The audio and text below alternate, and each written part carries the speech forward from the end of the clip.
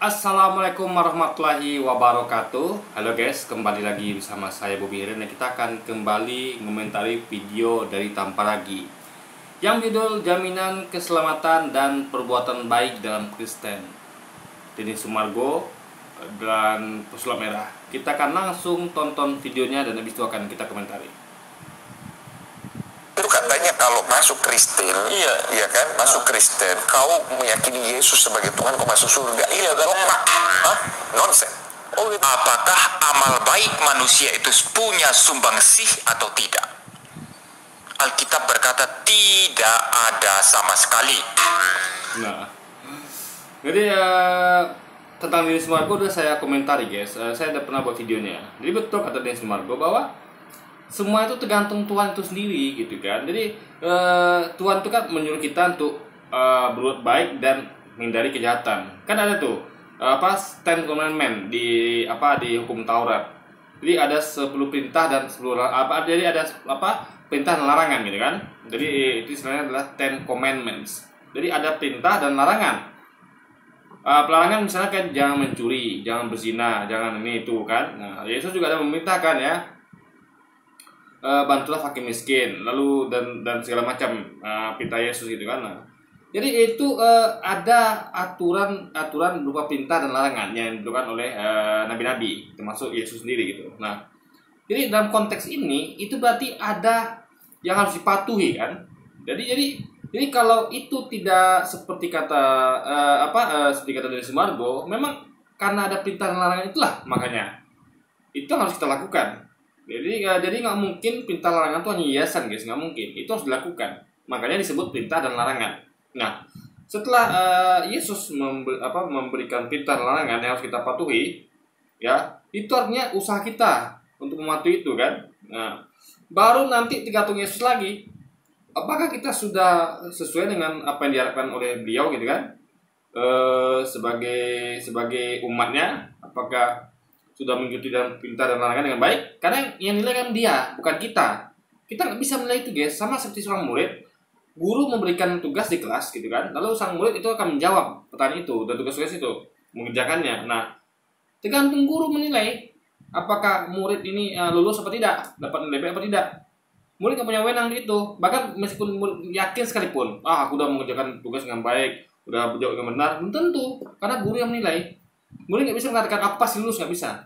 Semua tergantung guru. Makanya ketika semua pelajaran sekolah berlangsung, PR, tugas-tugas, ujian itu semuanya pengumuman kan ada hari pengumuman. Itu baru kepastiannya dari pengumuman. Gak ada murid itu tiba-tiba ketika dia lagi ujian kan, udah selesai ujian dia ngasih lempar jawaban langsung mengatakan yes aku lulus gitu kan, nggak ada. Tiba-tiba dia langsung ngurus segala macam itu kan, untuk misalnya mau naik ke SMA kan kayak gitu guys, tunggu pengumuman dulu gitu. Nah, kalau semuanya tergantung pada murid, untuk apa lagi ada pengumuman? Ya sudah, murid masa benar ya sudah langsung aja lulus gitu kan begitu guys. Sama seperti ini. Jadi semua tergantung pada yang nilai kita. Kita kan nggak punya kalkulator. Coba tanyakan ya. Anda punya nggak kalkulator? Misalnya Anda hitung nih, Anda berbuat baik hari ini berapa, berbuat kejahatan berapa? Karena Anda nggak bisa ngitung itu semua. Karena tiap perbuatan baik itu ada nilai-nilainya. Perbuatan itu juga ada nilai-nilainya. Nah, mungkin perbuatan baik misalnya ada sedekah 10 juta sama dengan nilai sedekah 1 juta, kan mungkin. Atau 10 juta dengan 10.000 kan mungkin. Atau Anda bunuh orang dengan Anda cuma nempeleng orang kan beda dosanya. Jadi yang nilai itu siapa? Tuhan.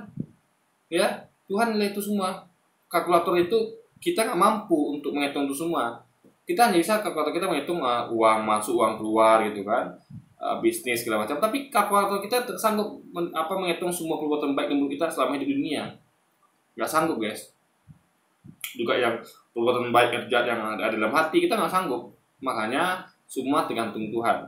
Kita hanya berusaha untuk menjalankan perintah dan menjauhi larangan itu sembari menunggu penilaian dari Tuhan, gitu kan logikanya kan.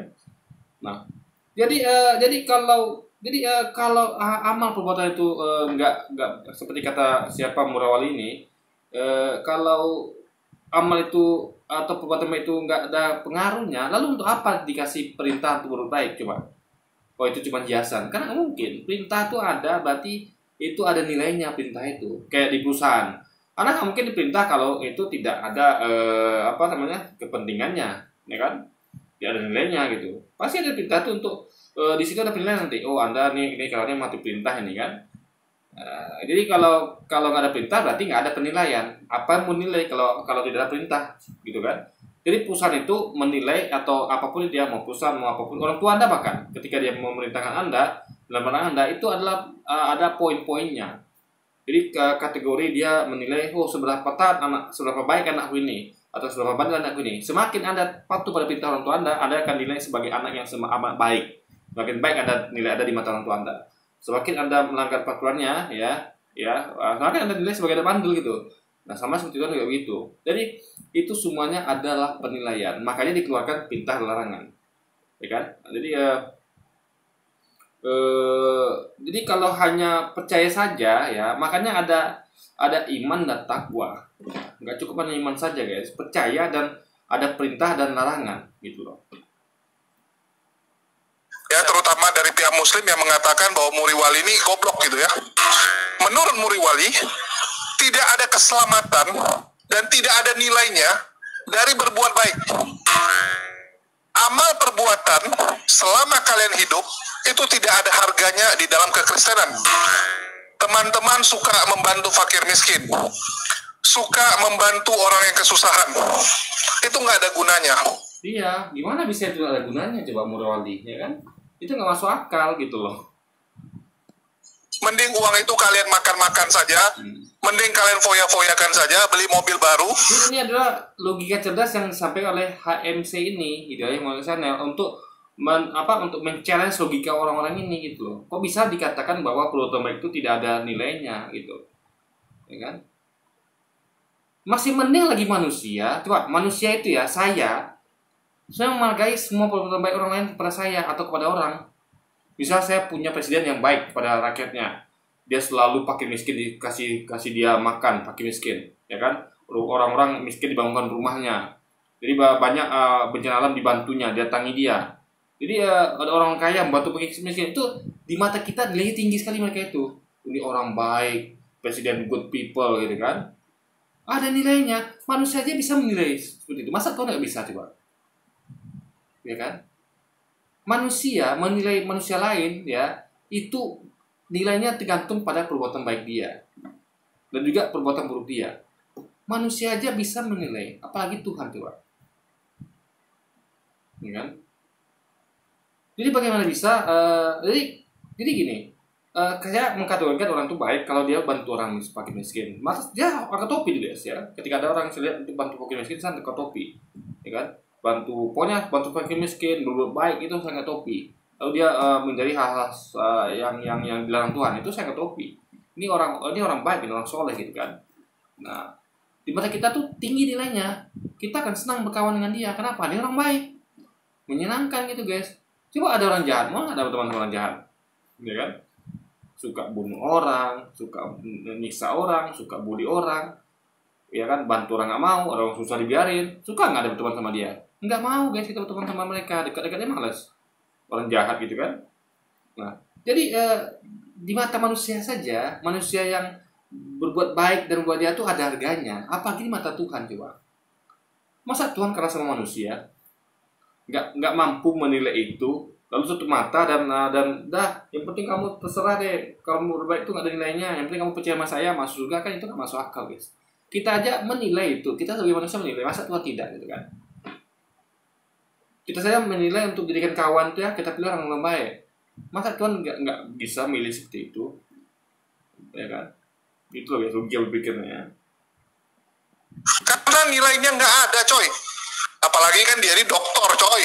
Jadi orang Kristen yang menonton ini, mendengar ini, berhentilah berbuat kebaikan. Itu yang pertama. Terus yang kedua, kalau amal perbuatan itu tidak ada harganya, bagaimana dengan kejahatan? Artinya kejahatan juga sama dong, nggak ada nilainya ya. Kalau kejahatan nggak ada nilainya, ya mending buat jahat. Jadi ini adalah challenge dari HMC ini. Kalau lu katakan begitu ya maka gitu aja, harusnya begitu saja gitu kan. Untuk apa berbuat baik, untuk apa yang dari jahat. Jangan di dunia saja ya. Manusia tuh bisa menilai dan memberikan kita penghargaan dan hukuman. Anda berbuat baik ya, Anda akan dihargai orang, dihormati orang, disanjung orang, dipuji orang, bahkan dikasih reward lagi, ya, dikasih reward. Banyak orang akan suka sama Anda, teman Anda banyak gitu kan. Sebenarnya kalau Anda berbuat jahat ya, orang akan benci Anda tidak akan disukai orang, Anda akan dijauhi orang, akan dimusuhi orang bahkan, Anda akan dihukum penjara. Itu manusia loh guys, masa Tuhan nggak bisa seperti itu coba, ya. Jadi Tuhan itu seperti kayak bongkahan batu gitu, yang hanya tutup mata, yang penting percaya sama saya lalu aman, semuanya itu nggak ada nilainya gitu kan? Gimana coba? Ya. Manusia aja ya itu bisa menilai. Ya. Nah, masa Tuhan sebagai sesuatu yang sempurna nggak bisa? Gitu guys. Ini sama kayak gini. Anda bekerja di perusahaan, ya. Tentu Anda harus memberikan terbaik. Dan menghindari di perusahaan itu ada peraturan dan larangan, perintah dan larangan. Nah kalau Anda ikuti perintah, Anda jauhi larangan perusahaan, Anda akan naik jabatan dan dapat karir lebih bagus dan dapat tunjangan lebih bagus. Anda akan disayang bos gitu kan, akan dipuji bos, akan disayangi teman-teman karena Anda buat perusahaan maju gitu kan, semua orang senang sama Anda. Juga sebaliknya, Anda melanggar peraturan perusahaan berkali-kali, ya bos nggak senang sama Anda bisa turun jabatan bahkan kepecat. Kawan menjauhi Anda. Kenapa? Karena mereka malas gitu kan.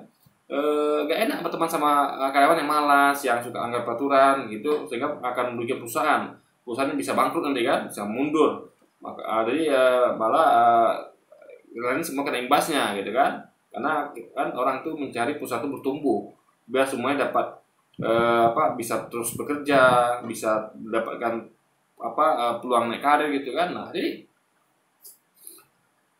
perusahaan saja bisa menilai seperti itu. Baik kan ada perusahaan yang nggak penting Anda kerja apa tidak, Anda mau jadi ada dibuat di perusahaan itu peraturan dan larangan, ya, perintah dan larangan. Lalu kata bos, kan nggak perlu ikuti perintah dan larangan, nggak ada nilainya. Yang penting percaya sama bos, gitu kan? Itu bisa begitu coba. Lalu kita akan bertanya, bos, lalu untuk apa Anda kasih perintah dan larangan? Seperti dalam kitab ada perintah dan larangan. Kalau itu tidak pengaruh, lalu kenapa ada perintah dan larangan dalam kitab? Kecuali nggak ada perintah larangan, ya kan? Lalu kita disuruh percaya aja, oke, itu masuk akal, make sense. Tapi kalau ada perintah larangan, lalu kita tidak mematuhinya, lalu untuk apa ada perintah larangan itu? Apa itu cuma hiasan, gitu? Jadi perintah larangan itu dibuat untuk dipatuhi, gitu guys. Di mana-mana seperti itu. Nggak ada perintah larangan itu dibuat untuk hiasan, itu nggak ada, ya kan? Semuanya perintah larangan itu untuk dipatuhi, dan itulah poin penilaian di mana-mana. Perintah dan larangan di rumah tangga, ya ada. Perintah bapak ibu pada anaknya ada. Penilaian mereka berdasarkan dari perintah dan larangan itu, apakah anaknya mematuhi perintah atau melanggar larangan. Di situ poin penilaian orang tua terhadap anaknya. Di perusahaan juga begitu, di sekolah gitu, di mana-mana gitu, bahkan di masyarakat begitu, ya kan? Masyarakat ada aturan tertulis, ya, apa saja yang termasuk perintah dalam masyarakat, perintah tidak tertulis, ya. Di ibaratnya masyarakat itu menginginkan kita tuh jadi warga yang baik, ya kan? Perintahnya adalah misalnya ikut ronda, ikut siskambing, ikut kebersihan, ketoyan segala macam gitu kan? Ikut ya segala macam lah. Juga ada larangannya kita tuh jangan ganggu warga lain, jangan bully warga dan segala macam gitu kan. Jadi masyarakat menilai kita, apa kita orang baik atau warga masyarakat yang tidak baik gitu guys. Nah, bagaimana dengan Tuhan? Masa kalah sama semuanya itu gitu? Jadi semuanya itu ada sistem, sehingga coba mainkan ya. Apa yang membuat lomba berbuat baik di perusahaan, mematuhi perintah perusahaan dan mematuhi peraturan perusahaan dan menjauhi larangan perusahaan. Apa motivasinya? Untuk dapatkan jenjang karir lebih tinggi, untuk dapatkan penghasilan lebih gitu kan. Kalau tidak ada kalau perintah dan larangan itu hanya hiasan, orang tidak akan mau melakukan lomba. Ngapain kita ikut perintah? Ngapain kita dari larangan? Toh sama aja. Orang nggak semangat guys, ya. Jadi orang tuh harus di-challenge ya. Ini perintah dan larangan. Silakan kerjakan dan silakan hindari. Nanti performa kamu tuh yang tulis itu. Nah, gitu guys. Sama kayak main bola misalnya. Main bola. Ya kan? Perintahnya adalah supaya menang ya. Perintahnya adalah skor minimal 1-0, selisih 1 gol. Itu perintah untuk menang ya. Jadi untuk menang pun ada perintah. Ya, untuk hindari kekalahan yaitu jangan sampai sisi gol -1. Ya. Nah, itu yang membuat pemain dan pelatih tim itu belum mantu agar tidak -1 gol tapi selalu +1 gol gitu. Ya kan? Itu motivasi mereka sehingga mereka akan mati-matian memperjuangkan setiap bola mereka dapatkan. Si penyerang akan berusaha nyetak gol, pemain belakang akan berusaha untuk menghindari gol gitu. Dan gelandang akan berusaha mencegah menyeimbangkan keduanya agar si penyerang bisa dengan mudah mencetak gol dan pemain belakang bisa tidak kebobolan. Itu bikin mereka semangat ya. Karena mereka tahu kondisi untuk menang, kondisi untuk kalah. Apalagi kalau ada hadiahnya. Kalau mereka menang ya, mereka dapat bonus misalnya. Itu mereka akan semangat lagi, makin semangat lagi. Coba kalau tidak ada kondisi itu, coba Anda main bola tapi nggak ada peraturan, nggak ada kondisi menang, kondisi kalah. Mereka mau ngapain di lapangan? Nggak ada motivasi untuk cetak gol, nggak ada. Dan juga nggak ada motivasi untuk kebobolan nggak ada. Ya sudah, mereka asal ini aja gitu kan, nggak ada. Orang makan bingung. Kita di lapangan mau ngapain gitu kan? Sebagai di dunia, kalau tidak ada tidak kan ada peraturan dan larangan, tapi mereka anggap itu hiasan. Lalu kalau gitu, jadi anggaplah kalau coba kalau nyetak 1 gol, +1 gol itu bukan menang dan iya menang ya, +1 gol menang, kemudian 1 gol, sisi -1 gol ada kalah. Tapi itu hanya hiasan. Prakteknya nggak kayak gitu, nggak ada menang +1 gol, nggak ada kalah -1 gol, nggak ada. Lalu orang ngapain main bola? Ngapain mereka tuh nyetak gol? Itu cuma hiasan toh ya kan. Nah, tapi ketika itu betul dilakukan ya, sisi 1 gol +1 gol menang, -1 gol kalah, mereka kan belum untuk nyetak gol guys dan menghindari kebobolan gitu. Jadi peraturan dan larangan itu dibuat ya, perintah larangan dibuat untuk dikerjakan, bukan sekedar hiasan gitu. Kecuali kalau di Alkitab itu nggak ada perintah larangan, oke. Ini banyak sekali guys perintah larangan di Alkitab. Nah itu harus dipatuhi. Jadi bukan hanya beriman saja, percaya saja, tapi juga harus mengerjakan semua perintah dan larangan itu guys. Aja terus, ya. Mending kalian hidup suka-suka aja, rampok sana sini, nggak senang pukul sana pukul sini, sakiti orang lain. Karena nggak ada nilainya juga. Nggak ada nilai. Yang penting percaya Yesus selamat kok. Halo semua. Beberapa waktu yang lalu, seorang artis yang bernama Denny Sumargo membuat pernyataan di sebuah video channel YouTube Marcel Radival yang mengundang reaksi dari banyak orang. Di situ, Denny Sumargo berusaha menjelaskan bahwa Tuhan hanya satu dengan menggunakan analogi botol air minum. Ilustrasi dengan menggunakan botol itu dianggap bermasalah oleh para teolog Kristen. Tetapi, yang paling mengundang reaksi adalah pernyataan Denny Sumargo tentang tidak ada jaminan masuk surga di dalam Kristen. Menurut Denny Sumargo, walaupun seseorang meyakini... Kalau bagi mereka ini suatu masalah, tapi lucunya ketika mereka mencoba, saya sering debat dengan teman-teman dari Kristiani, mereka menganalogikan Trinitas dengan sebatang lilin. Anda bayangkan ya, mereka banyak gunakan contoh lain, tapi contohnya nggak masuk akal guys. Saya ambil contoh lah sebatang lilin ya. Jadi mereka katakan adalah hubungan antara Yesus, Bapa dan Roh Kudus sama seperti sebatang lilin. Jadi batang lilin itu kan ada 3. Ada batang lilinnya, ada sumbunya, ada apinya, ya kan? Jadi api itu pokoknya di antara ketiga itu ya, entah apinya, entah sumbunya, entah batang lilin itu adalah seperti Bapa, Putra dan Roh Kudus. Padahal logikanya bisa ingat ya, lilin itu adalah aslinya nggak ada api. Ya, Anda beli lilin nggak ada api. Aslinya hanya ada sumbu dan lilin. Dan ingat, sumbu dan lilin itu ada satu ini, ya. Gak bisa disebut lilin kalau cuma sumbunya aja. Gak bisa lilin kalau cuma ada batangnya saja. Paham ya? Nah, jadi sama seperti Yesus juga begitu. Harusnya kan? Gak bisa disebut sebagai Tuhan kalau hanya Yesusnya saja. Gak bisa disebut sebagai Tuhan kalau cuma ada Bapaknya saja. Tapi harus digabung kan? Pluk, gitu kan? Ke lilin. Sumbu sama batang digabung, pluk, baru jadi lilin. Nah, sama kayak kan analogi mereka adalah seperti lilin.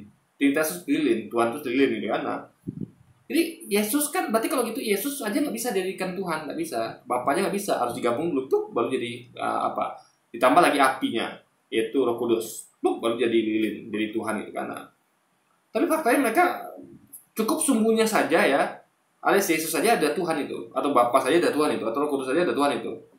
Ini sama kayak nggak perlu lengkap sebatang lilin ya dengan apinya. Paling kita tahu ya, lilin itu hanya batang dan sumbu, nggak ada apinya. Api itu hanya, jadi tanpa api pun itu tetaplah lilin gitu kan. Jadi sumbu tuh lilin, batang lilin. Padahal kan nggak bisa gitu. Kalau sumbu aja nggak bisa disebut lilin, karena nggak ada batangnya. Itu lilin itu lengkap, ada batang dan sumbu gitu. Dan api itulah sesuatu yang ditambahkan ke lilin, yang nggak ada di situ loh, ya kan? Ada nggak mungkin hasil lagi ya beli lilin dengan apinya, kan nggak mungkin. Nah, jadi begitulah cara mereka menjelaskan itu guys. Nah, itu baru nggak masuk akal gitu, ya kan? Jadi yang disampaikan Denny Sumargo ini sangat sangat logis sekali gitu. Tapi memang itulah karena mereka sudah ya haruslah dogma itu memang harus mereka tekankan gitu, sehingga mereka yang tidak sesuai dengan mereka anggap itu tidak tidak logis. Padahal sebenarnya makanya kayak Louis itu ya, dia sampaikan satu video bahwa Trinitas itu nggak bisa dipahami dengan logika, dengan akal nggak bisa. Ketika memahami Trinitas itu harus dilepaskan akal. Itu statement dari Louis Pasitio. Saya nggak sadar dia nyebut seperti itu. Anda bisa tonton di salah satu video saya guys. Louis sampai ngomong seperti itu gitu loh. Untuk memahami Trinitas harus lepaskan akal. Coba namanya. Kita tuh nggak bisa lepaskan akal guys, walaupun sedetik pun nggak bisa. Akal nih harus ada kita bawa terus. Apapun kita harus gunakan akal untuk memahaminya. Bahkan untuk mukjizat sekalipun, ya. Bagaimana memahami mukjizat? Gampang, ya kan? Mukjizat itulah sesuatu yang kita tidak yang itu sesuatu yang tidak masuk akal, ya kan? Nah, tapi kita meyakini bahwa itu adalah Tuhan yang memberikan mukjizat itu pada para nabi, sehingga jadi masuk akal, ya. Kecuali kalau nabi itu tidak menerima mukjizat dari Tuhan, oke lah, itu nggak masuk akal. Tapi kan kita tahu ada Tuhan yang nggak masuk akal, dalam artian memang dia tuh mampu menciptakan sesuatu yang tidak bisa manusia ciptakan, itu kan di luar akal. Tapi bukan berarti kita menghilangkan akal untuk memahami itu, tuh, ya kan? Kita memahami bahwa Tuhan itu memang sesuatu yang mampu melakukan segala sesuatunya di luar batas akal manusia. Nah, jadi kita tuh tetap menggunakan akal untuk itu. Cuman kita katakan itu adalah sesuatu yang hanya Tuhan yang mampu lakukan. Selesai sudah. Itu akal yang bicara seperti itu. Bukan kita lepaskan akal lalu kita percaya saja, tidak. Tapi akal kita mengatakan bahwa ini adalah kemampuan Tuhan yang kita tidak miliki. Ya. Sama kayak kita misalnya nggak punya kemampuan untuk, kayak saya nggak punya kemampuan untuk buat pesawat. Yang bisa buat pesawat kan buat pesawat. Nah, sama seperti itu. Kita nggak punya, semua orang nggak bisa melakukan seperti yang Tuhan lakukan karena hanya dia punya kemampuan itu. Nah, itulah memahaminya guys, logika. Jadi akal tetap selalu dipakai gitu. Gak pernah kita dalam Islam itu membuang akal seperti yang Yesus lakukan dan katakan guys. Yesus sebagai jalan kebenaran dan hidup, ikutin jalannya, memperbarui hidup, itu masih punya kesempatan 50-50, tergantung dari Yesus. Kalau orang itu tidak mau memperbarui hidup, nggak ada jaminan keselamatan. Jadi, menurut Denny Sumargo, kesempatan seseorang diselamatkan masuk surga adalah 50-50. 50 tergantung usaha manusianya. Itulah kenapa Yesus memberikan peraturan dan ayat peraturan berupa perintah larangan di Alkitab. Anda bisa baca kitab Anda ya. Baca situ. Apa saja Anda harus breakdown ya, detailkan. Apa saja perintah Yesus dan apa saja larangan dia. Nah, lebih luas lagi, Yesus mengatakan bahwa Aku datang bukan untuk menyediakan hukum Taurat yang para nabi, ya, melainkan menggenapinya. Jadi jangan kalian menyangka aku datang menyediakan hukum Taurat yang para nabi. Aku datang bukan untuk menyediakannya, tapi untuk menggenapinya. Artinya semua hukum Taurat yang para nabi itu adalah tidak ditiadakan Yesus, alias masih berlaku. Bahkan Yesus datang bukan untuk menyediakannya, tapi untuk menggenapinya, alias menambah sehingga lengkap untuk genap. Berarti kan hukum Taurat itu ada isinya perintah dan larangan. Ditambah digenapi Yesus, ditambah dengan sehingga genap ya, alias digenapi Yesus itu dengan hukum baru, ya kan? Nah, seperti hukum Yesus yang baru itu ya, misalnya kayak hukum zina, hukum cerai. Dia mengatakan jikalau kalian menceraikan istrimu bukan karena ia berzina, maka sama dengan engkau buat dia berzina. Artinya hukum cerai ini adalah membolehkan cerai kalau istri kita berzina. Kalau nggak berzina istri kita, sama dengan kita membuat istri kita berzina. Artinya itu guys, berarti Yesus menambahkan hukum baru yaitu hukum cerai. Dibolehkan cerai kalau Anda menemukan istri Anda berzina. Tapi kalau ceraikan istri Anda kalau dia tidak berzina, Anda sama dengan membuat dia berzina, alias tidak boleh guys. Nah, jadi Yesus tuh ngomong seperti itu ya, tidak hiasan, bukan hiasan. Ya, kalau ada seseorang atau sesuatu itu memberikan perintah larangan, itu adalah untuk dipatuhi, bukan jadikan hiasan, guys. Itu poinnya. 50 lagi tergantung Tuhan. Misalnya kayak misalnya perusahaan atau dalam militer atau ibu anda memberikan perintah larangan, itu adalah konteksnya adalah untuk dijalankan, bukan hiasan, guys. Ya, paham ya? Jadi beda dengan gini, misalnya ada apa lah contohnya ya? Misalnya ada apa ya?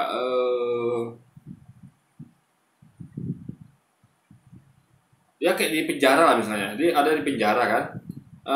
Pak, saya ada perintah larangan nggak? Oh, nggak ada. Kamu penting masuk penjara, diam aja kamu situ ya. Kamu di penjara 15 tahun, diam kamu situ nggak ngapa-ngapain ya. Nanti kamu akan penting kamu percaya sama saya. Nanti 15 tahun lagi kamu akan keluar. Nah itu oke. Ya kan? Itu nggak perlu dia perlu apa-apa. Kadang ada perintah larangan. Tapi kalau di penjara pun ya diperintahkan ya, kamu kalau mau keluar dari penjara ya, kamu diperintahkan untuk berbuat baik di penjara ya. Kamu harus bergaul sama napi-napi lain, jangan buat kerusuhan, jangan buat aneh-aneh di penjara ini. Kamu juga dilarang untuk minum minuman keras, narkoba, dilarang juga untuk berantem segala macam. Nanti kamu akan dikeluarkan dalam waktu lebih cepat. 15 tahun akan dipotong ya, dengan diskon napi ya, entah itu remisi, entah itu nanti remisi Natal, entah remisi Lebaran. Kalau dia Kristiani nanti dapat remisi Natal, kalau dia Muslim dapat remisi Lebaran, kalau dia Hindu dapat remisi apa sih nama itu, Nyepi, kalau dia Buddha dapat remisi apa gitu kan. Jadi itu apakah perintah larangan itu adalah hiasan? Kan tidak, dipatuhi baru dia dapat pengurangan masuk hukuman kan. Nah, jadi guys, kecuali kalau di penjara itu dikatakan, oh nggak perlu, kamu pokoknya 5 tahun, nggak ada perintah larangan. Kamu mau baik sekalipun, mau jahat sekalipun, tetap kamu dapat segitu gitu. Nah itu oke. Tapi kalau ada perintah larangan, itu artinya harus dipatuhi, guys. Bagi sebagian teolog, pernyataan Denny Sumargo ini bertentangan dengan doktrin sola gratia. Sola gratia berarti hanya karena kemurahan hati. Doktrin ini mengajarkan bahwa keselamatan itu bukan... namanya kan doktrin. Doktrin adalah sesuatu yang disuntikkan.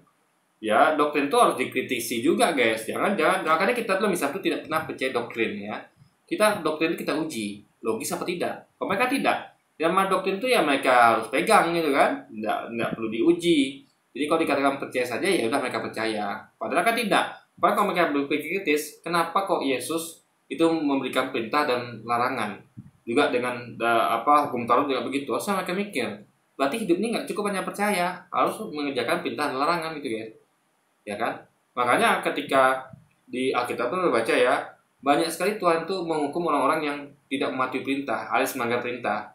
Dan juga banyak orang Tuhan itu menyelamatkan dan memberi pujian kepada orang-orang yang mematuhi perintah, ya kan? Ya kan? Orang yang tidak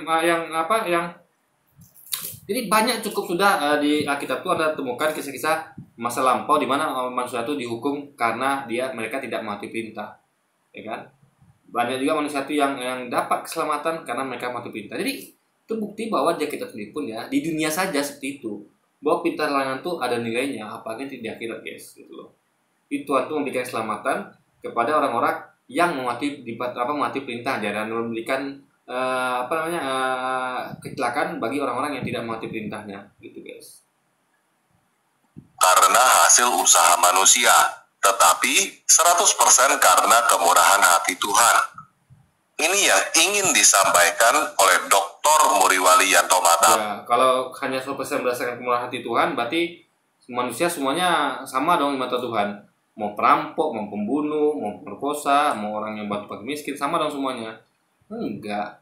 Kemurahan hati Tuhan ya itu dalam bentuk logikanya ya, sama kayak siapapun itu ya. Kemurahan itu begini lah guys ya. Misalnya kalau ada orang berbuat baik, ya kan, itu pasti kan kita sanjung, akan kita puji, kayak kasih hadiah. Kalau kita ada uang gitu kan, kita punya barang, kita kasih hadiah. Bro, kamu orang baik, ini hadiah untuk kamu gitu kan. Kita puji gitu kan. Apalagi Tuhan pasti begitu. Lalu kalau dia buat jahat misalnya kan, ya kita akan murah hati kita apa? Ya kita akan ampuni dia kalau dia bertobat. Misalnya ada orang nih buat kejahatan nih, Misalnya salah pada kita, dia mencuri uang kita, habis itu tapi dia bertobat, bro, ini aku balikan uangmu bro. Nah, apa bentuk kemurahan hati kita? Mengampuni dia, maafkan dia. Tapi kalau dia tidak berubah, ya, dia habis mencuri kita besok curi lagi, ya gimana kita murah hati sama dia coba? Bagus kita murah hati pada orang baik lainnya gitu kan. Jadi guys ya, logikanya lah kalau manusia saja punya hati, ya, untuk menilai mana baik dan buruk, masa Tuhan nggak punya, coba? Ini semuanya sama rata, kan nggak begitu. Ya. Masa nilai orang baik sama dengan orang jahat? Nah, di situ kan nggak masuk akal guys. Karena ada perintah larangan ya. Jadi parameter orang baik dan orang jahat itu adalah perintah larangan. Orang baik adalah yang mengikuti perintah, ya, dan menjauhi larangan. Orang jahat adalah yang tidak mengikuti perintah dan melakukan larangan. Nah itu guys bedanya. Yang dianggap goblok oleh HMC. Menurut HMC, kalau perbuatan baik dan perbuatan jahat tidak ada nilainya untuk masuk surga, lebih baik tidak usah berbuat baik, berbuat jahat aja.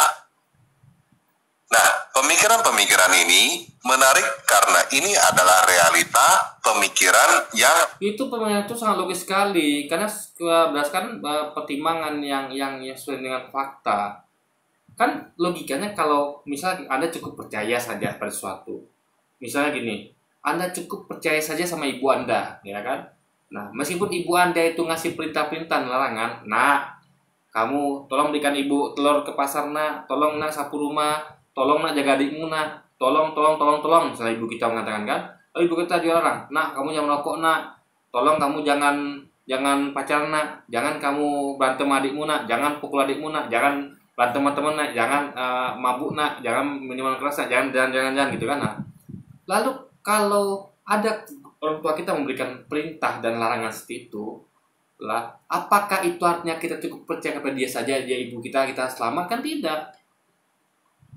Coba deh, nih ya, coba anda atau tambah lagi sendiri yang punya orang tua, ya, di rumah Anda pasti punya ibu kan dan ayah kan, yang akan memberikan aturan dalam keluarga, ya kan, nggak boleh begini, nggak boleh begitu, harus gini, harus gitu kan, bantu ini, bantu itu. Nah, coba ya, ketika kalau rumah Anda tidak ada aturan, bebas itu kan, Anda mau ngapain, tidak ada peduli gitu, itu lain cerita. Itu biasanya orang-orang yang tinggal sendiri ya. Tapi kalau dia tinggal sama orang tuanya, biasanya ada peraturan tuh guys, ya kan. Namanya masih numpang orang tua kan. Nah, coba deh, ketika ada peraturan itu dibuat, apakah itu biasa apa tidak? Coba Anda praktikkan. Coba deh Anda nggak usah lakuin apa yang ibu Anda suruh. Nah, ke pasar nak beli telur mah, diam aja kan. Apa namanya? Yang penting percaya pada ibu saya, sudah saya selamat. Nggak bakal kena marah gitu kan. Kalau orang tua Anda adalah batu, dia nggak bakal marah, dia akan bahkan ngurus aku tidak. Nah, beli telur pasar nak, nggak mau, orang tua bilang kan senyum gitu kan. Nak tolong sapu rumah, nggak mau, senyum. Itu bukan orang tua, namanya batu guys. Atau nak kamu yang merokok ya, oh merokok depan orang tua dia dah gitu kan. Nah yang mampu depan orang tua dia, orang tuanya nggak marah atau minimal negur, orang tuanya senyum aja. Itu berarti orang tuanya gila guys. Nah itu logikanya. Jadi kenapa semua itu ketika siapapun itu melakukan perintah dan larangan, itu artinya mereka ingin dipatuhi perintah larangan itu, bukan sekedar hiasan. Kecuali kalau nggak ada perintah larangan, baru cukup percaya pada mereka saja gitu, ya kan. Jadi sama kayak ada orang tua ya, orang tua yang di rumah tuh kan dia mau aturan guys. Ada mungkin orang tua seperti itu, ada orang tua yang sibuk kerja, pagi-pagi pulang malam, anaknya udah tidur baru dia pulang, anaknya pagi dia pagi-pagi anaknya masih tidur. Oke, mungkin dia mengambil sasarannya sehingga dia nggak tahu. Ya, anaknya akan membantu pun cuek kan, nggak ada yang tahu anaknya ngapain aja gitu kan. Dia pun cuek sama anaknya, karena sibuk kerja gitu kan. Nah, itu memang oke. Anda kalau dia itu bertahun-tahun, puluhan tahun sampai orang tua meninggal, itu Anda akan dijamin dapat warisan. Karena Anda tidak perlu lama ngapain, yang penting Anda ngakuin di orang tua Anda. Karena apa? Orang tua yang seperti itu tidak sempat melakukan aturan karena sibuk-sibuknya mereka. Ya kan? Itu lagi kita bisa yakini. Ya, Anda akan dapat warisan karena Anda tetap menganggap dia itu orang tua Anda. Nah, tapi dia ingat dia itu melakukan perintah larangan loh. Kenapa? Dia sibuk banget gitu. Ya kan? Tapi faktanya kan Tuhan itu memberikan perintah larangan. Ya, Nabi itu menyampaikan perintah larangan Tuhan. Nggak mungkin itu cuma hiasan guys, nggak mungkin. itulah penilaian ya dari perintah dan larangan yang dikeluarkan itu. Disitulah penilaian itu berlangsung. Parameter di situ, guys. Ada di dalam masyarakat. Apakah ada jaminan keselamatan di dalam Kristen? Apakah perbuatan baik dan perbuatan jahat menentukan seseorang masuk surga? Untuk apa berbuat baik jika tidak membuat masuk surga? Lebih baik berbuat jahat aja. Oke, kita langsung bahas aja ya. Misalnya itu kalau dibahas pun orang udah logis itu, guys ya. Itu pertanyaan logis itu. Jadi nggak perlu dibahas pun orang udah paham. Lalu itu nggak masuk akal gitu loh, ya kan?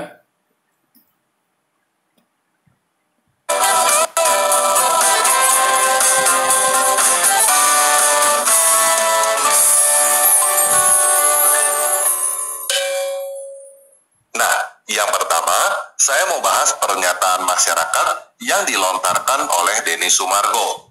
Kalau kamu masuk Kristen, kamu meyakini Yesus sebagai Tuhan, kamu masuk surga. Ini adalah realita pernyataan yang sering diucapkan oleh orang Kristen. Apakah ada jaminan keselamatan di dalam Kristen? Biasanya orang Kristen akan langsung jawab iya. Tetapi sebenarnya ada beberapa masalah di dalam pernyataan ini. Yang pertama, jaminan keselamatan itu adanya di dalam Kristus Yesus, bukan di dalam Kristen. Kristen itu adalah kita, orang-orang berdosa yang percaya kepada Yesus Kristus. Bukan kita yang memberikan jaminan keselamatan, tetapi Yesus. Nah ini benar ini, kita bagi benar. Ya, jadi parameternya itu Yesus tentukan.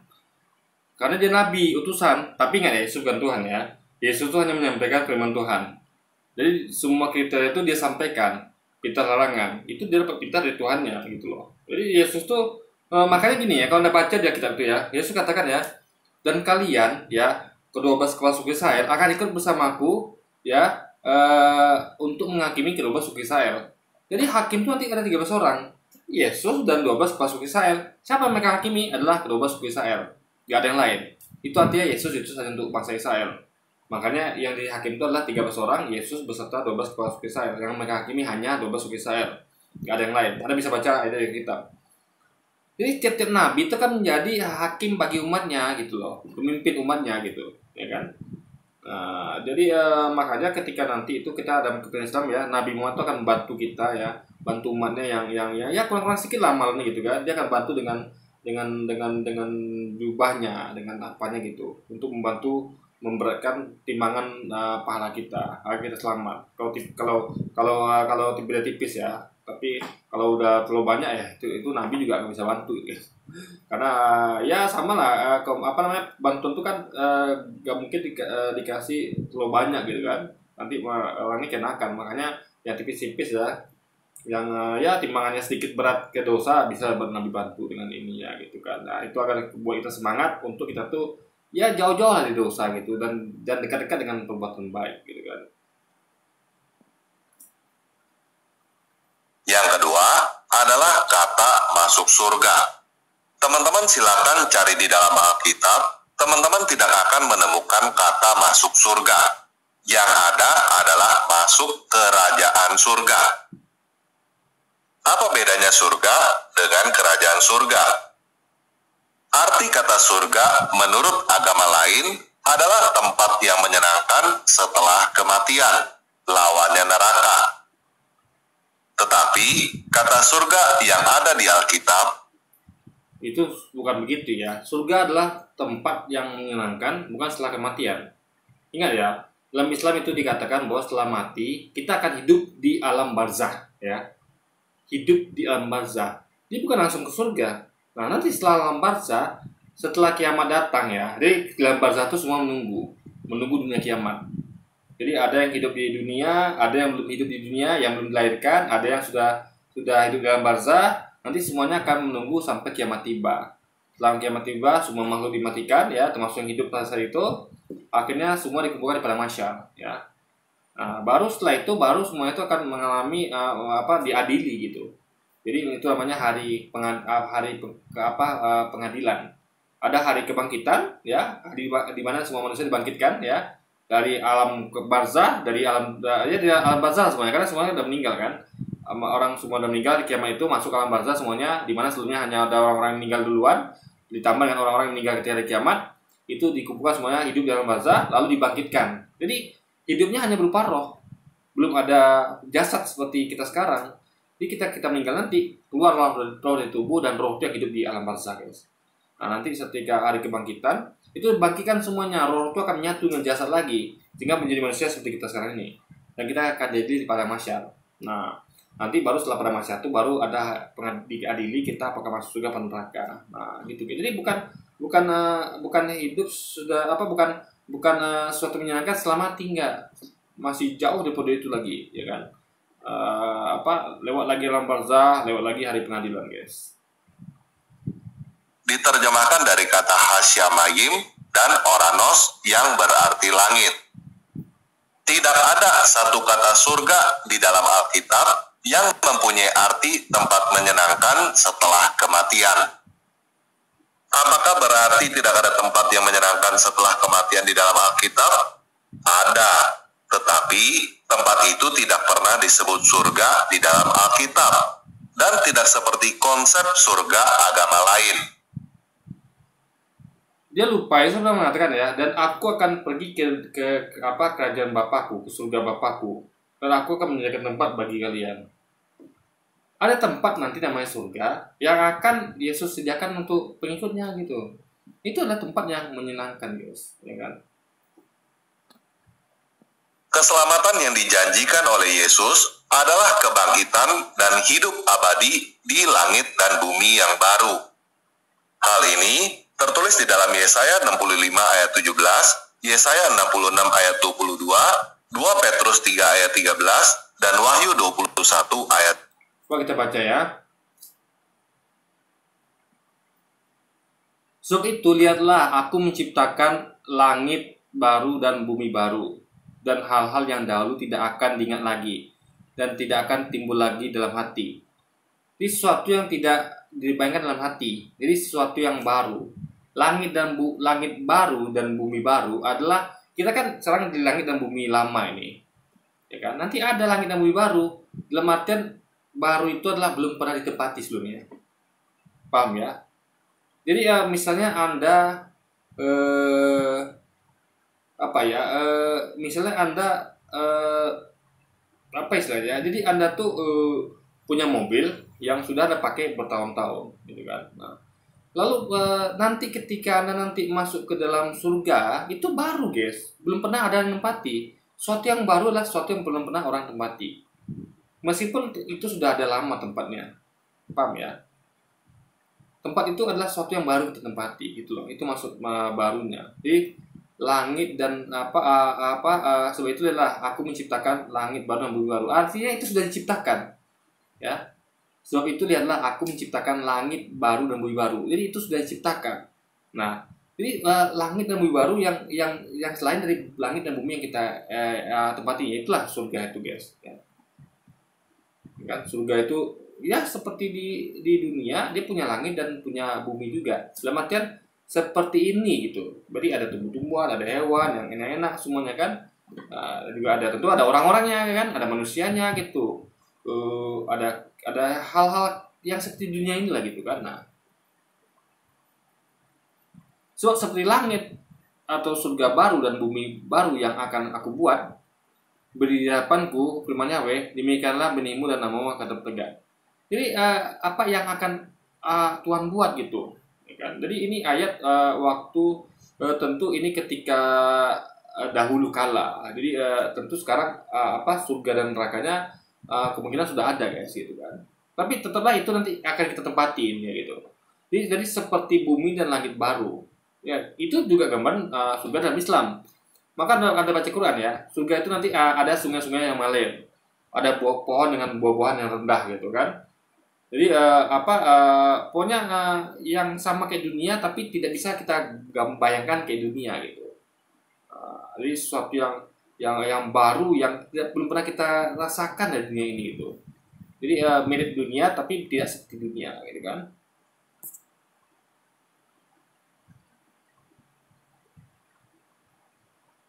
Nah, ini Wahyu sama juga, guys. Jadi intinya ada dunia baru nanti. Jadi seperti bumi, ya kan? Jadi kalau kita ngomong bumi, apa sih bumi itu? Bumi berisi tentu semua yang enak-enak dan semua tidak enak. Apa yang ada enak di bumi coba? Makan buah-buahan, makan daging-dagingan, yang semua enak. Juga apalagi yang ada di dunia coba, yang enak-enak? Istri kita, anak kita gitu kan? Nah, jadi kita apalagi yang enak-enak di dunia, ya kan? Ya hobi-hobi kita di dunia gitu kan, tentu hobinya yang baik-baik kan. Jadi sama di surga nanti itu seperti dunia indah ini, cuman tentu ada apa yang indah-indahnya tetap dijaga, bahkan ditingkatkan levelnya, yang tidak enaknya dibuang, guys, karena ini adalah dunia yang baru gitu. 1. Kata langit di ayat-ayat itu bahasa aslinya adalah Hasyamayim dan Oranos yang terkadang diterjemahkan menjadi surga juga. Tidak pernah sekalipun neraka menjadi lawan kata surga di dalam Alkitab. Lawan kata surga yang ada di dalam Alkitab adalah bumi. Surga neraka itu adalah konsep agama tetangga yang sebenarnya tidak ada di dalam Alkitab. Lawan surga bukan bumi, ya, bukan. Ya, tadi kalau Anda baca tadi kan itu bahwa surga itu adalah langit dan bumi yang baru, ya kan? Artinya persamaannya bukan lawannya. Kan surga adalah tadi langit dan bumi yang baru, ya. Berarti kan persamaan bukan lawan, ya. Jadi gini, bumi ini tempat yang menyenangkan, ya. Kalau Anda bayangkan ya, kalau tidak ada orang-orang jahat, ya, ini bumi tempat yang menyenangkan gitu. Kalau semua orang ikut aturan, ini bumi tempat menyenangkan. Semua orang baik tempat menyenangkan gitu. Nah, jadi yang bikin bumi nggak menyenangkan karena ada orang jahat, orang-orang yang tidak patuh aturan, itu bikin bumi nggak menyenangkan. Nah, jadi intinya adalah kalau makanya ada ya, kalau Anda tahu ya, kenapa orang tuh ada yang mengatakan bahwa aku ingin hidup selamanya. Jadi orang kalau sudah mengerti kenikmatan dunia, dia tidak akan mau meninggalkan dunia ini, guys, gitu. Makanya ada perkataan ubud dunia, kenikmatan duniawi, ya kan? Orang kan berlomba mengejar dunia, makanya ada perlombaan, ada mendengar kata perlombaan mengejar dunia. Kan dunia ini sejatinya nikmat, gitu. Makanya orang rela berlomba mengejar dunia. Cuman perlu dipahami, kenikmatan itu sementara, akan habis. Tapi setelah itu suatu kenikmatan. Nah, surga adalah langit dan bumi yang baru. Artinya kenikmatan yang baru. Kenikmatan yang baru, kenikmatan yang kekal. Di dunia kan kenikmatan terbatas, ya. Coba, Anda kecuali kalau Anda menikmati hidup, iyalah. Anda tiap hari stres, tiap hari ada masalah, ya Anda tidak menikmati hidup. Tapi orang-orang yang menikmati hidup ya, dia ngejar kekayaan. Tiap hari dia makan enak, pijit gitu kan, bersebar segar, nonton film, olahraga, main bola, apapun yang enak lah hobinya, main game. Nikmat dunia nih, guys, nikmat. Yang bilang dunia nikmat siapa? Dunia ini nikmat sekali, sehingga orang belum ngejar dunia. Cuman masalahnya nikmat dunia ini sementara, nggak selamanya. Ketika nyawa Anda dicabut atau Anda mulai sakit-sakitan, mulailah hilang nikmat dunia perlahan-lahan. Apalagi kalau Anda sudah meninggal, hilang total, guys. Nah, makanya orang tuh rela ngejar dunia tuh mati-matian, kenikmatan dunia tuh kenapa? Karena nikmat dunia itu. Nah, surga nanti adalah kenikmatan dunia yang tidak terbatas. Nggak ada lagi batas, karena kita hidup selamanya, kekal gitu loh. Berarti surga dan bumi itu adalah persamaan, bukan lawan. Nah, sebaliknya neraka adalah tempat penuh siksa. Di neraka itu adalah lawannya surga. Ya. Jadi seperti makanya Anda bayangkan kan, ada hidup kayak di surga, ada hidup kayak di neraka. Masa seperti nggak paham hal beginian? Bagaimana ketika dikatakan hidup seperti di surga? Ya hidup kita tuh seperti raja, enak, makan ini semua tersedia, minta apa saja ada, Pak. Itulah hidup seperti di surga. Tapi hidup di neraka tuh gimana? Hidup seperti neraka kan? Analoginya adalah ya kita tuh stres, ya kan, dibully, masuk penjara, dihina orang. Itu hidup seperti di neraka. Masalah rumah tangga banyak, masalah hidup banyak gitu kan, dipecat pekerjaan, itu adalah neraka dunia. Paham ya? Jadi kebalikan surga adalah neraka. Semua yang tidak enak dari dunia nih, ketika Anda mengalami semua tidak enak dari dunia, kita akan menamakan adalah dunia yang seperti neraka. Kehidupan dunia seperti neraka. Tapi ketika Anda mengalami yang enak di dunia nih, Anda akan mengatakan bahwa kehidupan dunia seperti surga. Masa itu kita apalagi yang ngerti kan? Keselamatan yang dimaksud oleh Yesus adalah kebangkitan dari dunia orang mati dan hidup abadi di surga dan bumi yang baru. Kebangkitan dan hidup abadi. Sama seperti hidup di surga, di langit dan bumi baru, ya sama kehidupan dunia. Ya, cuman isinya adalah kenikmatan saja. Nggak ada lagi yang semua keburukan di dunia itu akan ada temui di neraka, guys. Semua yang baik-baik di dunia ada temui di surga. Semua yang buruk-buruk di dunia ini akan temukan di neraka, gitu loh. Dan dua-duanya kita sama-sama kekal. Hidup di neraka kekal, hidup di surga kekal, guys. Tadi yang dimaksud adalah lengkap dengan tubuh fisik, bukan sekedar roh yang gentayangan entah di mana. Kita bukan dijanjikan untuk menjadi hantu yang bersenang-senang di akhirat, tetapi balik menjadi makhluk yang hidup abadi di surga dan bumi yang baru. Bukti dan contoh dari janji ini adalah kebangkitan Yesus. Yesus adalah satu-satunya orang yang bangkit dari kematian, naik ke langit, dan hidup abadi di depan banyak saksi. Yesus tidak bangkit dari kematian. Yesus memang belum mati. Coba, ketika Yesus datang ya, dia mengatakan, lihatlah ini aku. Ini aku loh. Lihatlah saudara balaku. Ini aku. Bahkan dia katakan, ada nggak ikan goreng yang dimakan, bisa dimakan? Makan ikan goreng deh guys. Itu buktian dia belum mati. Orang hidup itu dia makan ikan goreng. Ya, dia suruh raba. Ini raba loh. Ini aku masih hidup loh. Tengok nih, aku masih seperti dulu kan. Itu maksudnya guys. Nah, di mana kita tahu Yesus tidak mati? Ya, Yesus berkata sebelum kejadian penyaliban, ya, dia berkata mengisyaratkan bahwa dia berkata seperti ini ya, angkatan jahat ini meminta suatu tanda dariku, ya. Jadi tanda itu apa? Mujizat, tanda kenabian. Karena orang-orang ini nggak puas dikasih tanda banyak oleh Yesus. Dia sudah kasih tanda mujizat kenabiannya berupa dia hidup orang mati, buat burung di tanah liat, apalagi ini bukan sakit. Tapi nggak cukup bagi orang Yahudi, mereka masih minta juga tanda-tandanya lagi. Ya, tanda kenabiannya, mujizatnya. Lalu dia katakan, aku tidak akan memberikan tanda selain tanda Yunus atau Jonah gitu kan. Yang kita tanda baca sebagai Jonah. Aku tidak akan memberikan tanda selain tanda Jonah. Kalau kita bilangnya Yusuf ya, apa Yunus. Seperti Jonah atau Yunus ya, tinggal 3 hari 3 malam dalam perut ikan. Begitu juga anak manusia akan tinggal 3 hari 3 malam dalam perut bumi. Anda baca ayat kita. Nah, itu ngomong konteks 3 hari 3 malam. Kejadiannya tepat sebelum kejadian peristiwa penyaliban, penangkapan, ya itu rentang waktunya sesuai cocok dengan rentang waktu kejadian penyaliban 3 hari 3 malam, ya. Anggaplah Yesus itu disalib Jumat sore sampai dia lagi di keluar dari kubur, yang dikatakan keluar dari kubur ya, yang hilang dari kubur tuh Minggu pagi, ya. Itu rentang waktu itu adalah periode 3 hari 3 malam. Dan di mana Yesus ketika itu? Bukan di tiang salib. Yesus katakan apa? Tinggal di dalam perut bumi. Jadi alih-alih mereka meyakini bahwa dia ada di tiang salib, ya masih ada saksi mata melihat. Ingat, Tuhan mengatakan bahwa itu adalah sesuatu yang diserupakan.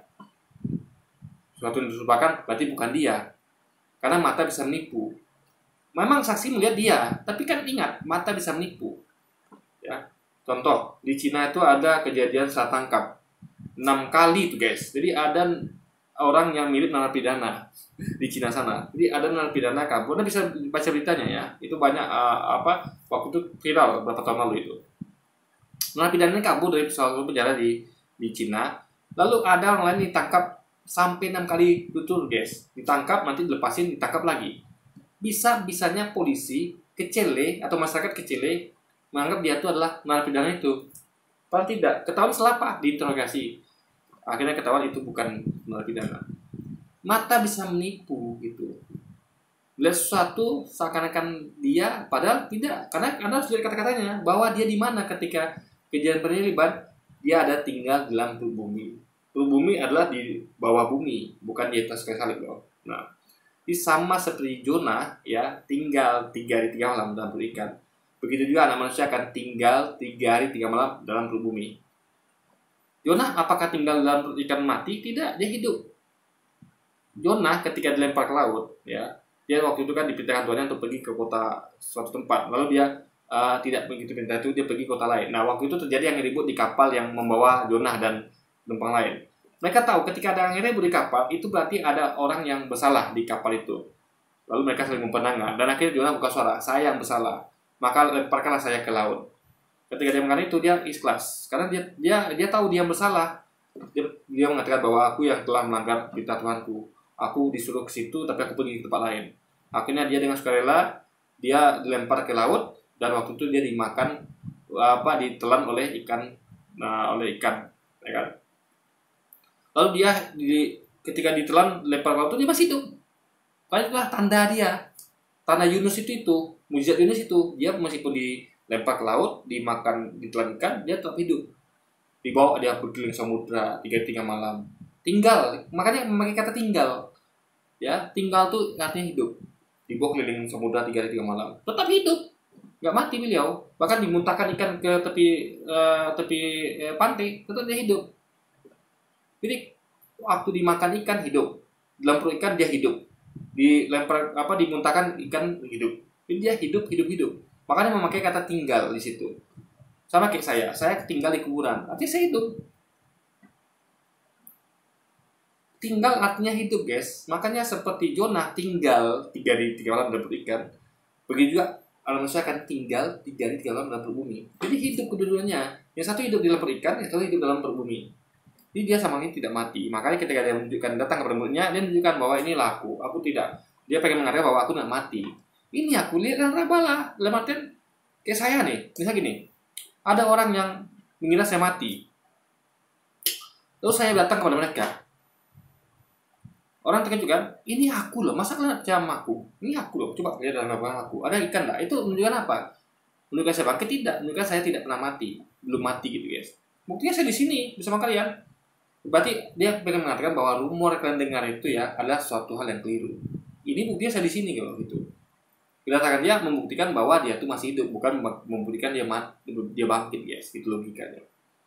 Karena dia tidak pernah ngomong tentang kebangkitan. Dia ngomong tentang tinggal di dalam bumi selama 3 hari 3 malam. Nah itu bertepatan dengan berlangsungnya peristiwa penyaliban. Mata. Jadi, jika kamu mau bangkit dari kematian dan hidup abadi seperti Yesus, Yesus adalah satu-satunya orang yang harus kamu ikuti. Kalau kita semua hidup abadi seperti Yesus ya, artinya Yesus sama kayak kita. Dia juga manusia, hidup abadi ya. Dan ingat ya, Tuhan itu hidup abadi, tapi tidak pernah mati. Jadi kita sama Yesus, dilahirkan, mati, hidup abadi kelak. Tuhan tidak ada fase dilahirkan, mati, nggak ada Tuhan. Tuhan itu dari awal sudah ada, hidup terus sampai selama-lamanya. Nah, itulah beda kita sama Tuhan. Ya, dan itulah beda Tuhan dengan Yesus dan kita. Ya, sementara Tuhan begitu, Yesus dan kita sama-sama dilahirkan, mati dan hidup lagi ya selamanya. Jadi, apa itu kerajaan surga? Apa bedanya dengan surga? Kerajaan surga yang dimaksud oleh Yesus adalah sistem pemerintahan berbentuk kerajaan dengan Yesus sebagai rajanya. Enggak. Kerajaan surga adalah kerajaan surga. Surga itu dilabeli sebagai kerajaan. Makanya di make sense di di Islam itu dikatakan bahwa kita tuh nanti di surga itu hidup seperti raja. Raja dan ratu. Saya adalah raja, istri saya ratunya. Ini kalau ada bidadari ya di surga itu nanti, itu adalah sama kayak dayang kayak Anda tahu kerajaan, yang ada kalau kita bicara tentang kerajaan itu ada raja dan ratu, ada dayang-dayang, ya dayang-dayang yang cantik gitu kan, yang ganteng, yang melayani sang raja. Kalau raja mau minta apa aja dikasih, situlah seperti digambarkan surga dalam Islam. Seperti kerajaan, kita akan jadi raja, istri kita jadi ratu. Beda dari itu hanya menjadi dayang-dayangnya saja.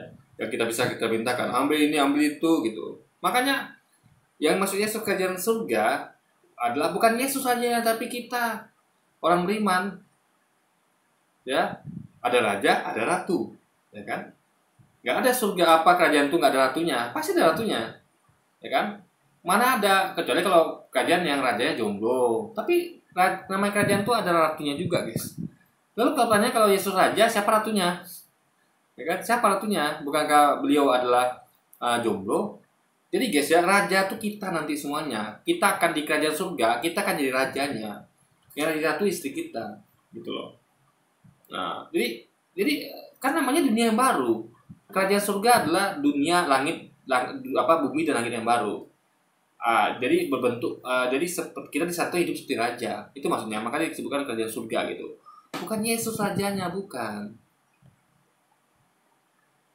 Jika kamu menerima Yesus sebagai Kristus, sebagai Mesias, sebagai Tuhan, artinya kamu menerima Yesus sebagai rajamu. Kamu menerima Yesus sebagai rajamu, otomatis artinya kamu sudah masuk. Guys, ya. Kita disuruh, Yesus mengatakan, demikianlah mereka mengenal engkau sesuatu yang benar dan mengenal Yesus yang telah kutus. Yesus itu bukan raja, dia utusan raja. Mana ada utusan raja coba? Coba, mungkin nggak raja diutus? Coba, ada nggak raja diutus di dunia ini? Lalu kalau raja diutus, siapa ngutus raja? Nggak ada. Raja akan mengutus orang lain, bukan dirinya. Atau raja nggak ada yang ngutus dia, nggak ada. Raja itu yang ngutus orang. Kalau Yesus utusan, berarti yang ngutusnya lah raja. Paham ya? Ini logika sederhana loh. Seorang yang utus nggak mungkin raja, nggak mungkin gitu loh. Ya. Dan ingat ya, Yesus itu menyediakan tempat bagi pengikutnya, ya kan? Menyediakan tempat, ya, di kerajaan Bapaknya. Ingat ya, dia mengatakan gini ya. Dan nanti aku akan menyediakan tempat bagi kalian di kerajaan Bapakku. Itu kerajaan Bapaknya, bukan kerajaan dia. Kecuali dia mengatakan gini ya, aku akan menyediakan tempat dan aku akan pergi ke surga Bapakku dan akan menyediakan tempat bagi kalian. Kalau dia mengatakan aku akan pergi ke surgaku dan menjadikan tempat bagi kalian, itu berarti surga milik dia. Tapi surga milik Bapaknya. Dia hanya bertugas menyediakan tempat. Surga Bapaknya guys, bukan surganya dia, gitu loh. Yesus nggak pernah punya surga ya, nggak pernah punya surga. Surga itu punya Bapaknya, gitu. Itu perlu dipahami ya. Menjadi warga kerajaan Yesus. Karena Yesus bangkit dari kematian dan hidup abadi, maka kerajaan Yesus juga abadi. Jadi, kapan orang Kristen masuk kerajaan surga? Di dalam kehidupan ini. Tidak perlu tunggu mati dulu. Dan disebut tadi langit dan bumi yang baru, ya. Anda tidak akan bisa masuk ke dalam langit dan bumi yang baru kalau Anda tidak mati, gitu. Ya kan? Paham ya? Dunia ini bukanlah kerajaan surga, ya. Paham nggak? Dunia ya dunia, kerajaan surga itu beda lagi, gitu loh. Kalau dikatakan bahwa di kerajaan surga itu Yesus rajanya, faktanya ada nggak ada tuh bukan di dunianya Yesus raja? Nggak ada. Yesus bukan raja di dunia, guys. Nggak pernah sejarahnya Yesus jadi raja di dunia. Coba. Dunia bukan kerajaan surga, bukan. Surga itu nanti seperti kerajaan dunia dan langit baru yang kita tuh akan hidup seperti raja dan ratu gitu, guys. Itu maksudnya. Bukan di dunia. Di dunia kita nih hidup ya begini. Saya bukan raja dan bukan ratu. Dan tidak ada kerajaan saya di dunia ini, nggak ada. Yesus juga nggak punya kerajaan di dunia ini, nggak punya gitu. Itu yang perlu dipahami ya logikanya. Kalau kamu adalah orang Kristen yang berpikir untuk masuk surga, nanti setelah mati, kamu keliru. Kamu seharusnya berpikir, sekarang kamu masuk ke kerajaan surga. Nanti, kamu akan bangkit dari kematian dan hidup abadi bersama Yesus. Lalu kalau hidup abadi dan hidup bersama Yesus itu apa namanya? Kalau bumi ini, dunia ini adalah kerajaan surga. Lalu nanti itu apa namanya? Coba. Jadi kan disebutkan ya bahwa langit dan bumi baru ada surga, langit dan bumi yang baru, dalam kurung surga kan. Jadi yang surga itu langit dan bumi yang baru nanti, bukan langit dan bumi yang sekarang ini. Paham nggak tanpa lagi nih? Jadi guys ya, makanya ini logikanya harus dibenerin nih orang itu, ya kan? Contoh bayangkan ya, Adam itu dan Hawa kan di surga, ya kan? Ada Bapa di situ, di surga itu. Lalu dia diusir dari surga kan, Adam dan Hawa. Ada nggak waktu itu Yesus? Kan nggak ada. Yang ada hanya Bapa, iblis, Adam dan Yesus dan Hawa, ya kan? Bapa yang punya itu surga, gitu. Yesus belum ada guys, gitu loh lingkarannya. Jadi jelas kita, makanya dia harus baca kitab Kejadian ya. Bagaimana Yesus Adam dan Hawa itu di surga, dia harus baca. Bahwa surga itulah satu tempat lain, bukan di bumi ini, bukan di dunia yang kita penasaran. Karena di surga itu ya, itu ada ya banyak itulah, banyak kenikmatan di surga itu gitu kan. Bahkan ada pohon tentang buah kehidupan gitu kan. Itu kan di dunia tidak ada guys, itu hanya ada di surga nanti. Jelas ya? Nah, siapapun kamu, kalau kamu tidak mau menerima Yesus sebagai Tuhan dan tidak percaya kebangkitan Yesus, itu terserah kamu. Kamu mau percaya surga neraka versi siapapun juga. Masalahnya Yesus pernah mengatakan bahwa demikianlah mereka mengenal engkau satu-satu hal yang benar dan mengenal Yesus yang telah utus gitu. Jadi Yesus itu utusan Allah. Gimana kita bisa menuhankan dia gitu loh, ya kan? Bagaimana kita bisa menuhankan dia sedangkan dia aja mengakui Tuhan yang lain gitu kan? Juga Yesus mengatakan tidak ada sampai kepada Bapa kecuali melalui aku, ya. Aku adalah jalan kebenaran hidup. Dia cuma jalan. Jalan itu bukan tujuan. Semua nabi adalah jalan. Anda tidak akan sampai kepada Allah kalau tidak melalui Musa. Waktu ini saya hidup di zaman Musa nih. Saya mau sampai kepada Allah. Lalu siapa? Lewat Musa. Musa yang ada. Yesus belum ada. Yang belum ada. Ketika Anda hidup di zaman Nuh, Anda ikut siapa? Ikut Yesus. Mana Yesusnya? Belum lahir. Ya ikut Nuh. Nuh perintahkan masuk semua ke Bahtera. Ya, kalian akan selamat. Ikut siapa? Apa kita bilang Nuh? Enggak Nuh. Jalan keselamatan itu cuma Yesus. Nuh kan berkata, mana Yesusnya bro? Belum dilahirkan. Sekarang jalan selamatannya aku. Kamu mau selamat, naik kapal ini cepat. Ya kan? Jadi kalau logika berpikir Anda seperti itu tempat lagi, makanya orang-orang yang hidup di zaman Nuh ya akan ngomongnya seperti itu. Enggak Nuh, enggak. Kamu bukan jalan keselamatan. Jalan keselamatan cuma Yesus. Lalu mereka nggak ikut Nuh, ya tenggelam. Nah, karena waktu zaman Nuh, jalan keselamatan adalah Nabi Nuh, ikut Nabi Nuh. Naik kapal, naik. Selamat Anda. Nggak kena banjir. Jadi guys, Nuh adalah jalan keselamatan juga. Musa, coba Musa. Yesus ikut Musa kan? Musa jalan keselamatan. Diselamatkan. Dikejar Firaun yang tenggelam sama pengikutnya. Coba ada yang ngikut Musa, ada ikut Firaun misalnya. Ya habis yang tenggelam bersama Firaun, nggak selamat. Apa bisa ketika Musa mengatakan ikut aku, kalian akan selamat, ya kan? Diajak Musa menyeberang Laut Merah. Lalu Anda katakan enggak, jalan keselamatan cuma Yesus, aku nggak ikut kamu Musa. Ya, Anda habis Anda sama Firaun, dibantai Firaun. Makanya guys ya, nabi-nabi itu adalah jalan keselamatan. Maka Anda ikut Musa, Anda selamat dari kejaran Firaun. Anda ikut Nuh, Anda selamat dari banjir bandang. Itu logikanya. Tiap nabi itu berperan sebagai jalan keselamatan pada zamannya, guys. Juga itu adalah hak kamu. Tetapi kamu tidak punya bukti bahwa surga dan neraka itu ada. Semua orang bisa ngomong seenak jidat, kalau kamu begini akan masuk surga, kalau kamu begitu akan masuk neraka. Buktinya apa? Nggak ada. Paling-paling ujungnya nanti kalau kamu sudah mati baru. Sama dengan langit dan bumi yang baru. Buktinya apa? Coba, apa buktinya? Kan nunggu mati juga baru kita lihat, guys. Juga nanti dunia orang mati gimana? Kan nunggu mati juga. Jadi apakah itu mentang-mentang belum kita lihat kita nggak percaya? Atau Tuhan kita belum pernah lihat kita nggak percaya?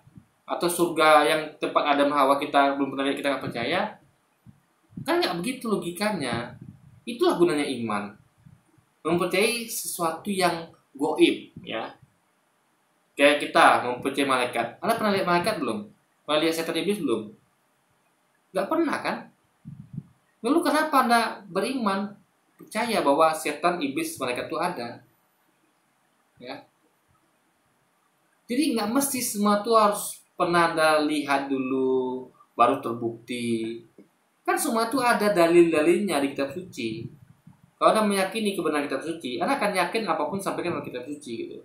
Gak ada tawar-menawar. Cuman perlu kita kritisi. Ini kitab suci apa tidak gitu kan? Ya, itu aja dulu ya guys. Tahu. Kalau udah mati baru tahu, itu udah telat. Kamu dibodoh-bodohin oleh. Jadi orang-orang ini adalah tipe orang yang tidak percaya pada hal gaib. Jadi tunggu lihat dulu gitu kan. Tunggu mati dulu gitu. Enggak guys, kita tuh sesuatu tuh dilihat jadi pertama ya kunci adalah sesuatu itu terangkan kitab suci. Cuman kita harus teliti, ini kitab suci apa bukan? Jangan-jangan bukan kitab suci, tapi kitab dari catatan sejarah manusia, buatan manusia, atau kitab suci yang udah dibuat oleh tangan manusia. Nah itu yang perlu kita cek. Nah setelah kita menggunakan kitab suci, ya kita wajib percaya. Karena ini dari Tuhan gitu kan, bukan buatan manusia. Orang yang sama nggak taunya dengan kamu. Kalau kamu masih nggak ngerti, saya kasih contoh deh. Sekarang saya kasih tahu kamu ya. Kalau kamu kasih saya uang, kamu masuk surga. Kalau kamu tidak kasih saya uang, kamu masuk neraka. Buktinya apa? Buktinya nanti. Kalau kamu sudah mati, kamu baru tahu. Masalahnya yang sampai tambah lagi itu bukan kitab suci. Jadi jangan samakan. Kalau Anda udah ngomong gitu ya, saya ngomong nih. Kamu kalau kasih saya uang, nanti kamu masuk surga. Kalau kamu kasih saya uang, kamu masuk neraka. Itu orang tidak akan percaya. Anda siapa?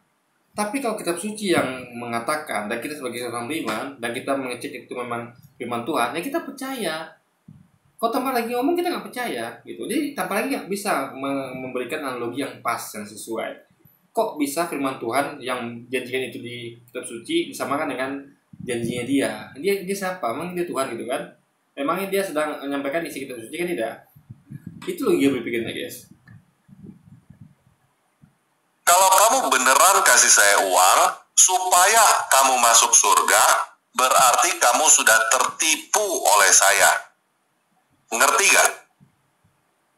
Ya kalau dia kita tertipu, karena dia bukan Tuhan kan. Tapi kalau kitab suci kita nggak bakal tertipu, karena itu janji dari Tuhan. Janji dari Tuhan, informasi Tuhan itu tidak sama dengan janji atau informasi tambah lagi gitu kan. Tambah lagi itu hanyalah manusia ciptaan, sama kayak kita semua ya. Ya sama kayak Yesus juga manusia ciptaan. Ya, yang tentu nggak bisa kita pegang janjinya ya, kecuali Yesus kita bisa pegang janjinya. Kenapa? Karena dia janjinya itu adalah dijamin oleh Tuhannya. Tuhan yang ngutus dia untuk menyampaikan kepada kita janji Tuhannya, ya kita percaya sama dia ya sebagai nabi, sebagai utusan Tuhan. Jadi karena itu kita percaya dan karena itu kita selamat karena dia menyampaikan janji Tuhannya gitu. Nah, sekarang saya mau bahas doktrin yang dibicarakan oleh Dr. Muriwali, pemikiran HMC, sekaligus memberikan komentar terhadap Denny Sumargo. Apakah perbuatan kita mempengaruhi keselamatan di dalam Yesus? Kalau perbuatan baik dan perbuatan jahat tidak mempengaruhi seseorang masuk surga atau tidak, untuk apa berbuat baik? Mending berbuat jahat aja. Apalagi kalau surga dan neraka itu nggak ada kan? Yuk kita baca perumpamaan yang Yesus berikan di dalam Lukas 15 ayat 11 sampai 32. Ada seorang mempunyai 2 anak laki-laki. Kata yang bungsu kepada ayahnya, "Bapak, berikan kepadaku bagian harta milik kita yang menjadi hakku." Lalu ayahnya membagi-bagikan harta kekayaan itu di antara mereka. Beberapa hari kemudian, anak bungsu itu menjual seluruh bagian itu, lalu pergi ke negeri yang jauh. Di sana, ia memboroskan harta. Oke, ntar kita breakdown dulu ya, biar kita paham guys. Ya. Yesus berkata lagi, ada seorang mempunyai 2 anak laki-laki. Kata yang bungsu, ada sana yang paling bungsu ya kepada ayahnya, "Bapak, berikanlah kepadaku bagian harta milik kita menjadi hakku." Ya. Lalu ayahnya membagikan harta kekayaan itu di antara mereka. Nah, jadi karena perbedaan anak bungsunya, ayah itu langsung bagi-bagikan harta kepada mereka, ya kan, secara merata. Lalu beberapa hari kemudian anak bungsu itu menjual seluruh hartanya bagiannya itu, lalu pergi ke negeri yang jauh. Artinya dia sudah nggak punya harta lagi, ya, karena sudah dijualnya guys, ya kan, seluruh bagiannya dijualnya. Nah, lalu di sana ia memperuskan harta miliknya, ya tentu sampai habis ya, dengan hidup foya-foya. Miliknya itu dengan hidup berfoya-foya. Setelah dihabiskannya semuanya, setelah dihabiskannya semuanya, timbullah bencana kelaparan di dalam negeri itu dan ia pun mulai melarat. Artinya dia kehabisan uang ya, karena salah dia sendiri kenapa uang dia bisa habiskan dia gitu kan. Artinya dia tidak berencana untuk planning guys ya, untuk menghadapi hal-hal yang mendadak seperti ini. Lalu ia pergi dan bekerja pada seorang majikan di negeri itu. Orang itu menyuruhnya ke ladang untuk menjaga babinya. Lalu ia ingin mengisi perutnya dengan ampas yang menjadi makanan babi itu, tetapi tidak seorang pun yang memberikannya kepadanya. Artinya dia apes guys ya. Udahlah dia uangnya habis, foya-foya, lalu dia dia ya memang sih dia dapat bekerja ya, dapat pekerjaan. Tapi ketika dia ingin makan karena lapar, bahkan ampasnya pun ya, jadi makan babi itu tidak ada yang memberikannya.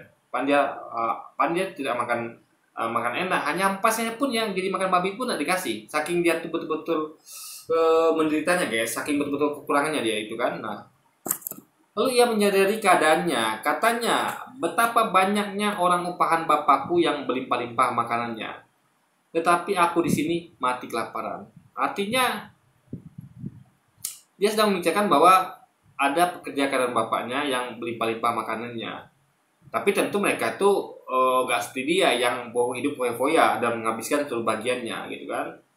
Nah, tapi aku di sini mati kelaparan. Kan dia kan sudah dikasih seluruh bagian bapaknya gitu. Kalau karena bapaknya kan mungkin masih bekerja, sehingga masih dikasih, jadi ada hak dan kewajiban. Kalau dia kan sudah ditunaikan bapaknya semua ya, bagiannya sudah dikasih semua gitu kan. Nah, aku akan bangkit dan pergi kepada bapakku dan berkata kepadanya, Bapa, aku telah berdosa kepada surga dan terhadap Bapa, aku tidak layani disebutkan anak Bapa, jadikanlah aku sebagai salah seorang upahan Bapa. Jadi dia tuh sudah menghabiskan semuanya ya. Jadi dia tuh kan sama bapaknya kan tidak kerja. Ingat ya, dia sama bapaknya nggak kerja, hanya sebagai anak. Anak itu tentu tidak suruh orang tuanya kerja, tapi dikasihkan bagian lalu dihabiskan. Nah, sementara orang upahnya layak dapat upah dari bapaknya karena pekerja mengerjakan perintah bapaknya baru dapat upah, ya kan? Nah, dia nggak dapat upah, dia sistemnya adalah kata kaya dibagikan.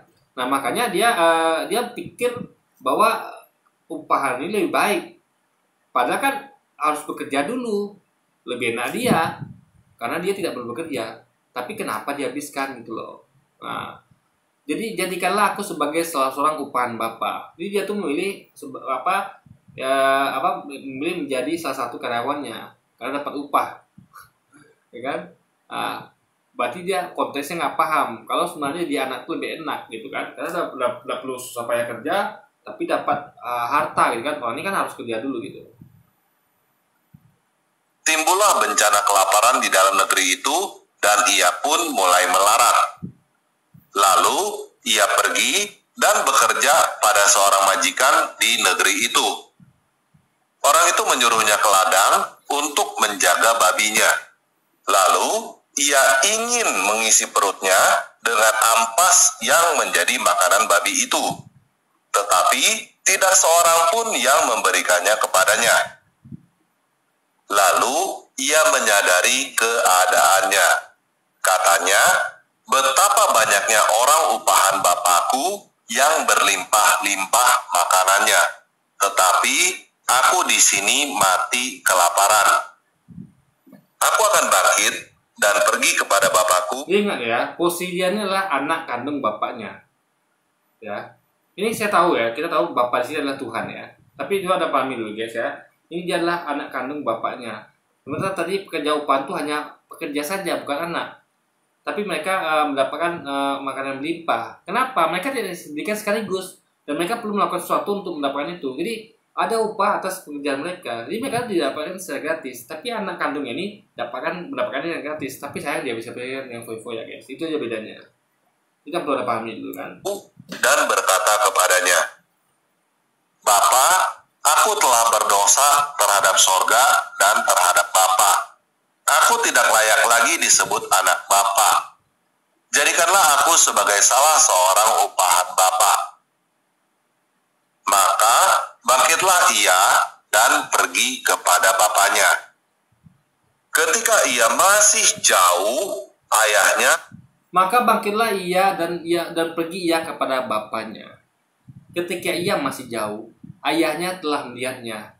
Lalu tergeraklah hatinya oleh belas kasihan. Ayahnya itu berlari mendapatkan dia, lalu merangkul dan mencium dia. Katanya itu kepadanya, Bapa, aku telah berdosa terhadap surga dan terhadap Bapa. Aku tidak layak lagi disebut terhadap Bapa. Nah ini kalau Anda pahami ya, berarti si anak ini kan tobat namanya guys. Dia mengakui kesalahannya, ya. Jadi konteksnya sini adalah kenapa bapaknya kasihan sama dia, kan, dan berlari, merangkul dan cium dia, karena dia bertobat, dia menyadari kesalahannya, bahwa dia telah salah, ya. Dia bahkan untuk menebus kesalahannya dia rela seperti pekerja upahan itu, meskipun dia anak kandung guys. Anak kandung itu kan harusnya kan enteng, easy dapat uang dari orang tuanya, ya kan? Karena gini, orang tuanya kan udah bagikan bagian dia, ya kan? Tapi masih anak. Tapi karena dia tahu dia telah buat marah orang tuanya, karena telah menghabiskan bagiannya. Sementara belum waktunya, ingat ya, waktu itu kan dia minta itu jatah dia, di bagian jatahnya. Kapan belum waktunya kan? Jadi dia minta sesuatu yang belum pada waktunya. Yang harusnya dibagikan kan, itu harusnya ketika orang tua meninggal. Warisan itu kan dibagikan setelah orang tua meninggal harusnya kan, bukan waktu masih hidup. Tapi dia meminta sesuatu itu, kesalahan dia adalah meminta sesuatu itu adalah belum pada waktunya. Kalau masih hidup kok minta warisan gitu kan. Nah, tapi orang tuanya karena baik dikasih saja gitu. Tapi salahnya dia malah menghabiskan gitu. Jadi dua kesalahan dia di situ. Nah, dia sadar dan dia berkata bahwa Bapa, aku telah berdosa terhadap surga dan terhadap Bapa. Artinya ada pengakuan dosa. Ada pengakuan kesalahan. Aku tidak layak lagi sebut anak Bapa. Bahkan dia nggak layak sebut anak Bapa. Bahkan dia untuk itu dia mau seperti para pekerja upahan, ya, meskipun anak, tapi dia merasa nggak anak lagi karena dia telah buat sesuatu itu yang mungkin dibenci bapaknya gitu kan. Dia rela deh, biarlah daripada dia kelaparan gitu, biarlah dia seperti pekerja upahan itu. Toh nanti kan makan enak kan, berlimpah kan. Berarti ada pekerjaan dulu, baru dikerjakan baru dapat upah gitu. Nah, tetapi ayah itu berkata kepada hamba-hambanya, lekaslah bawa kemari jubah yang terbaik, pakaikanlah itu kepadanya, dan kenakanlah cincin pada jarinya dan sepatu pada kakinya. Nah, berarti sebaliknya ya, jadi karena dia itu sudah mengakui salahnya, bahkan tadi kan dia berniat tuh, dia tuh akan seperti pekerja upahan gitu. Coba pikir ya, niat, ingat ya, dia punya niat ya. Dia itu bukan hanya sekedar bertobat, mengakui salah, tapi dia bahkan berniat seperti segitunya sampai dia mau jadi pekerja upahan. Artinya itu udahlah, walaupun dia anak kandung, dia akan melayani bapaknya seperti para pekerja melayani. Jadi dia tuh mau jadi pekerja bapaknya gitu guys. Sebegitunya dia tuh pengen agar bapaknya mengampuni dia. Niatnya seperti itu gitu. Jadi dia tuh bukan hanya sekedar minta ampun, tapi rela jadi pekerja upahan gitu kan. Nah, dan ambillah anak lembu tambun itu, sembelihlah dia dan marilah kita makan dan bersukacita. Sebab anakku ini telah mati dan menjadi hidup kembali. Ia telah hilang dan didapat kembali. Maka mulailah mereka bersukaria. Artinya, jadi itulah Tuhan. Kalau Anda bersalah, Anda harus minta ampun sama dia, ngakui kesalahan gitu. Lalu berbuat baik. Apa buktinya Anda berbuat baik? Dia mau rela seperti pekerja upahan gitu. Coba seorang anak yang harusnya duduk tenang, terima warisan yang sudah dia lakukan tadi, duduk tenang, terima warisan dari bapaknya, lalu dihabiskan, dia rela sampai harus berbuat melebihi posisi dia sebagai anak kandung, yaitu dia mau rela berfungsi sebagai pekerja rumahan. Itu perbuatan baik, ya. Artinya dia mau berbuat. Jadi kenapa coba namanya? Kenapa bapaknya itu menghargai pekerja upahan ini? Kan ini dikatakan bahwa orang ini makannya berlimpah kan, pekerja upahan ini. Artinya bapaknya menghargai perbuatan dari pekerja upahan. Mereka dinilai baik, makanya dikasih upah kan, dikasih makan yang enak. Paham ya? Paham nggak logikanya? Nah, di sana juga tercatat bahwa anaknya itu ketika dia minta harta itu, dia kan tidak ada disebutkan itu berbuat dari orang tuanya kan, nggak ada kan? Dia adalah anak yang hanya minta harta warisan kepada orang tuanya lebih cepat, dan situ tidak ada ditunjukkan orang tuanya marah kan, nggak ada. Jadi di kisah itu tadi kita tidak diperlihatkan kemarahan orang tuanya. Orang tuanya biasa saja. Oh, ini memang anakku minta warisan lebih cepat, ya sudah nih, jatah kamu nak, silakan. Tapi perkara kan dia menghabiskannya gitu, dan itu membuat orang tuanya marah kan, harusnya kan. Kalau dia menghabiskan kan orang tua nggak marah. Buktinya dia dikasihkan warisannya. Buktinya bukan hanya warisan dia saja, tapi juga warisan semua dibagikan. Kalau orang tuanya marah, harusnya dia warisan dia saja dibagikan. Warisan teman saudaranya tidak. Tapi kan semua dikasih. Itu artinya orang tuanya nggak marah. Jadi itu hal yang wajar, ya kan?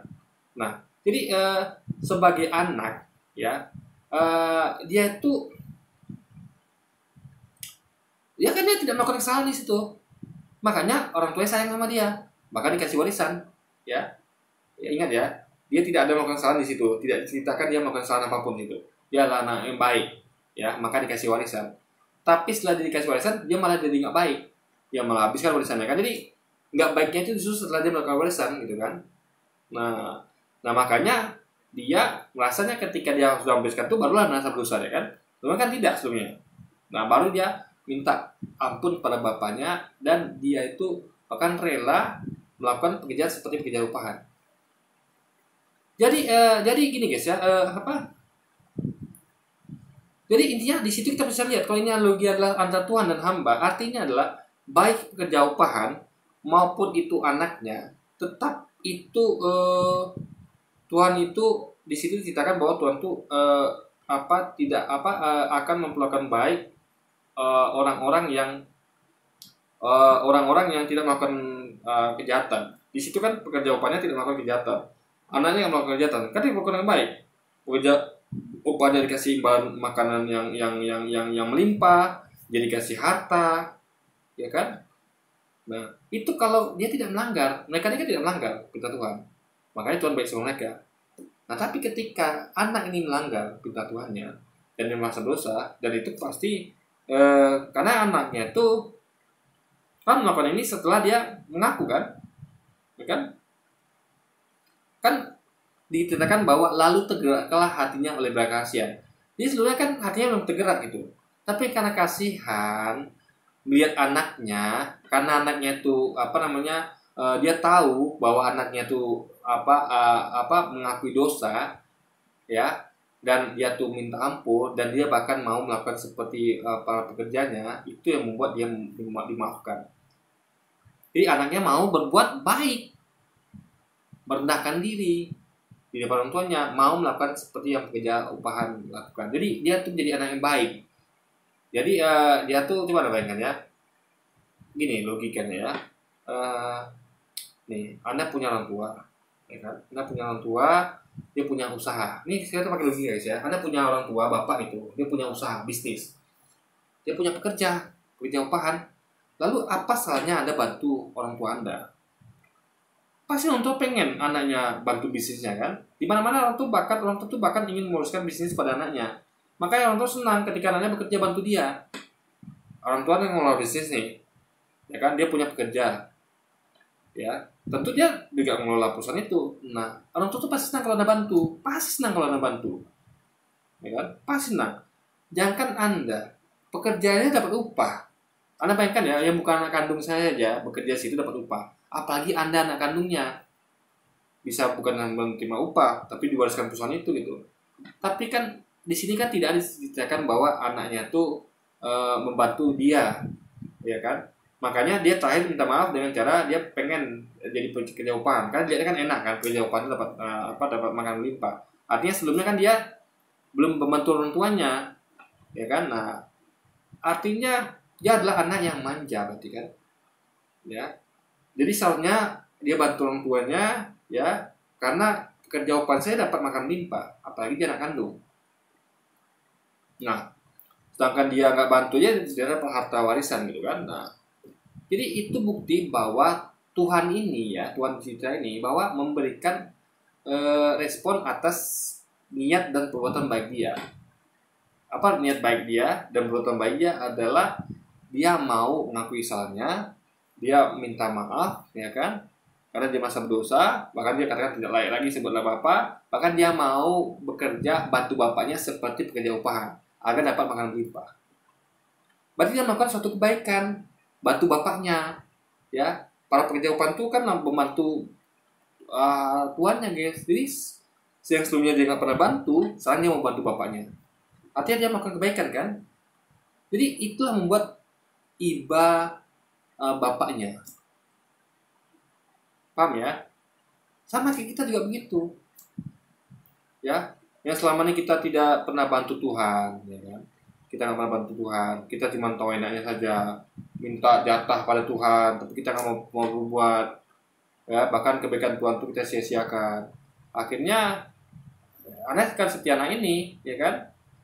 Yang nggak mau bantu Tuhan, tiba-tiba ada mendapatkan kesusahan dunia, lalu Anda tiba-tiba minta maaf sama Tuhan. Tuhan ampuni aku, gitu kan? Aku telah membuat kesalahan, aku tidak lagi layak sebut anak Tuhan. Jadi aku sekarang mau bantu kamu deh, seperti orang-orang lain bantu kamu gitu. Bantunya dengan apa? Ya, patuhi perintahnya, jadi larangannya gitu kan. Nah, jadi ini poin bahwa Tuhan itu bapaknya ini menilai perbuatan baik dia, ya. Jadi nggak sekedar anak kandungnya saja, gitu. Dia membuat hati orang tuanya itu tergerak ya, karena perbuatan baik anaknya, yaitu mau dinilai dari awalnya niatnya, yaitu ingin membantu orang tuanya seperti para pekerja upahan itu membantu orang tuanya, guys. Jadi gimana pekerja upahan membantu orang tuanya dapat makan limpah, apalagi anaknya. Makanya perbuatan bapaknya imbalnya lebih besar daripada pekerja upahan itu. Kenapa? Karena ini anaknya. Nah, paham ya? Maka dia dikasih jubah yang terbaik. Karena anaknya ini mau bekerja bantu orang tuanya, berarti melakukan perbuatan baik. Yang sebelumnya kan nggak mau tuh, dia taunya cuma terima warisan saja. Itu poin hikmah dari kejadian ini, bahwa Tuhan itu seperti itu. Dia akan menilai, akan mengkasih kita. Kan intinya kan, jadi kenapa Tuhan itu kan, ingat ya, Tuhan itu memberikan jubah yang terbaik, ya, kenakan cincin itu bukan sebelumnya, ya. Nggak ada, kan baru dikasih setelah dia dia mengatakan bahwa dia ngaku salah, dia mau bertobat, dan bahkan dia mau bekerja kepada bapaknya. Baru orang tuanya kasih ini. Artinya ada sesuatu yang Anda tawarkan kepada bapak Anda, yaitu bantuan seperti pekerja upahan bantu tuannya. Anda juga anak kandung juga pengen bantu, Anda dikasih reward, hadiah, yaitu ini jubah terbaik, cincin dan segala macam ya, guys. Berarti Tuhan itu menilai perbuatan baik dia, niat baik dia, ya, untuk berbuat baik itu sudah Tuhan nilai gitu. Telah melihatnya, lalu tergeraklah hatinya oleh belas kasihan. Ayahnya itu berlari mendapatkan dia, lalu merangkul dan mencium dia. Kata anak itu kepadanya, "Bapa, aku telah berdosa terhadap sorga dan terhadap Bapa. Aku tidak layak lagi disebut anak Bapa." Tetapi ayah itu berkata kepada hamba-hambanya, "Lekaslah bawa kemari jubah yang terbaik, pakaikanlah itu kepadanya, dan kenakanlah cincin pada jarinya, dan sepatu pada kakinya. Dan ambillah anak lembu tambun itu, sembelihlah dia, dan..." Ingat ya, ini diceritakan adalah bapaknya Tuhan. Dia tahu isi hati anaknya, ya. Jadi dia tuh kasihan karena anaknya bahkan mau seperti hamba-hambanya, yaitu bekerja membantu tuannya.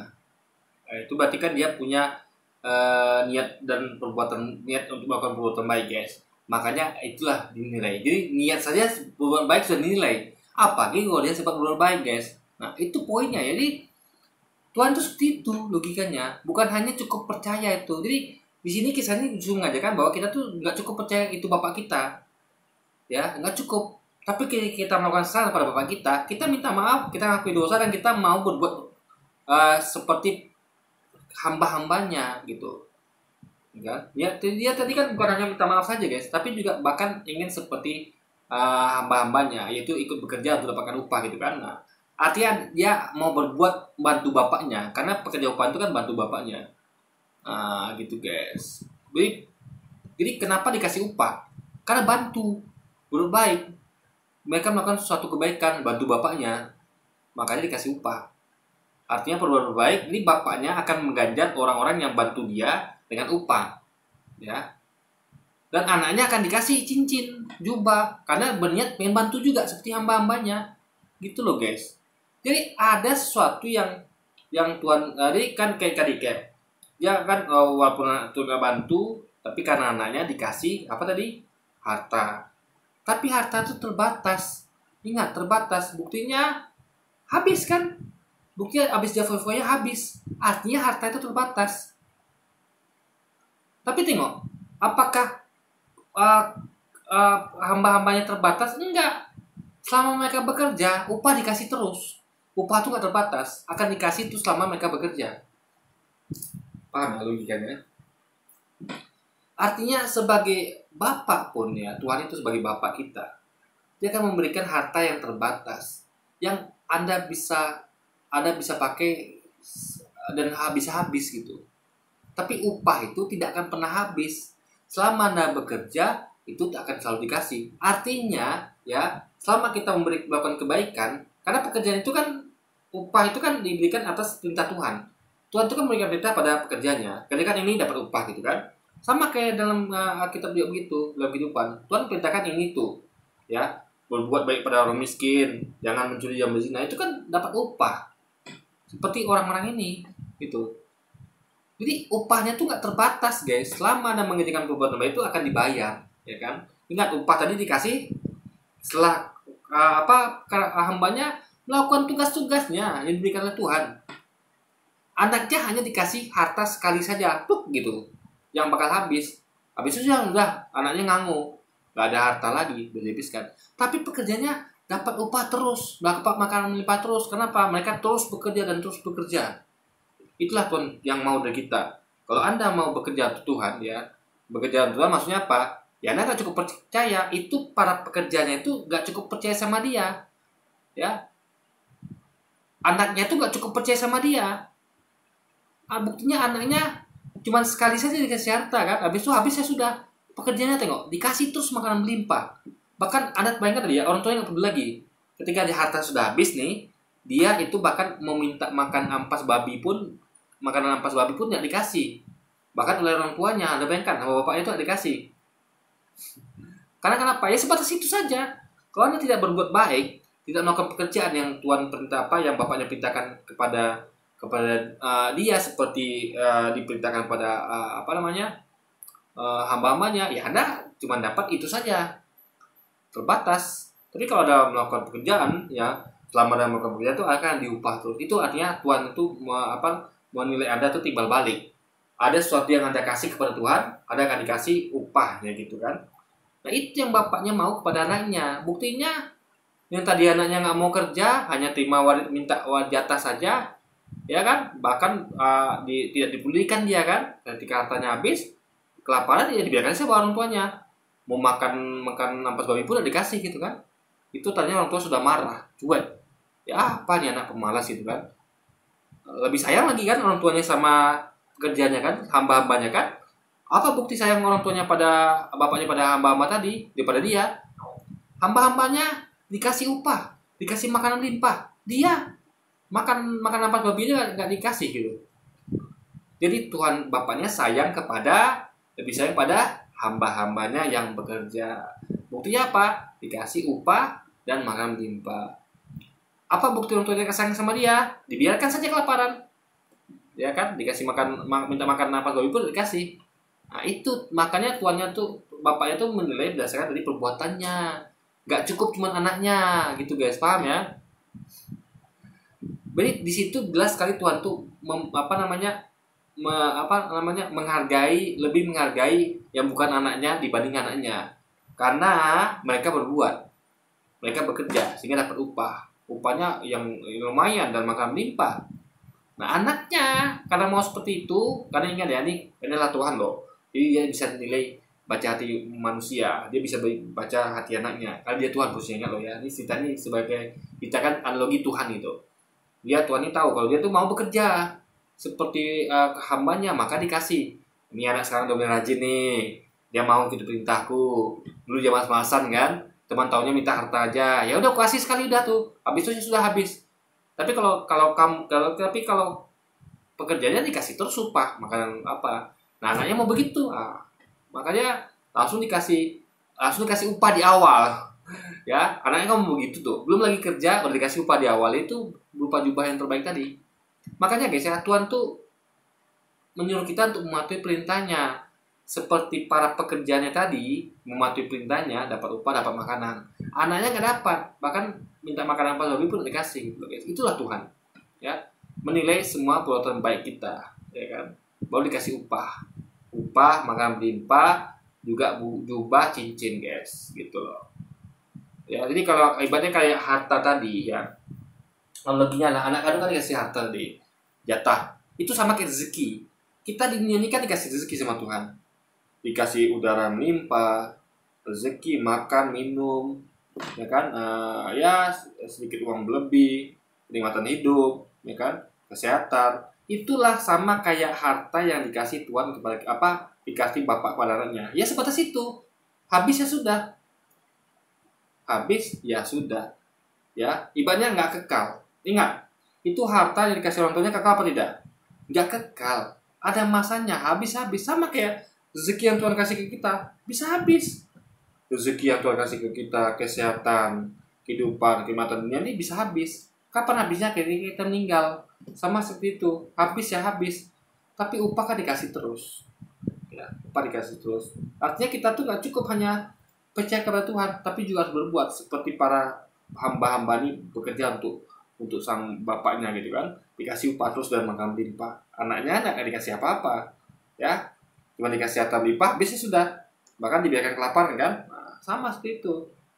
Kalau Anda tidak berbuat baik, ya Anda cuma dikasih rezeki biasa. Jadi orang-orang yang tidak berbuat baik guys ya, itu hanya dikasih oksigen gratis, dikasih kenikmatan dunia saja sudah, nggak kekal. Sama kita ini kan harta yang nggak kekal, habis ya habis. Tapi kalau pekerjaannya yang bekerja terus menerus, dikasih kenikmatan yang kekal selama dia bekerja, dikasih terus kan. Ya kan, nggak bakal habis itu, karena dia kan belum mati ya, tadi kan udah habis ya kan anak ini kan. Ini pekerjaannya belum mati guys ya, asal masih bekerja dikasih terus. Makanya anaknya iri.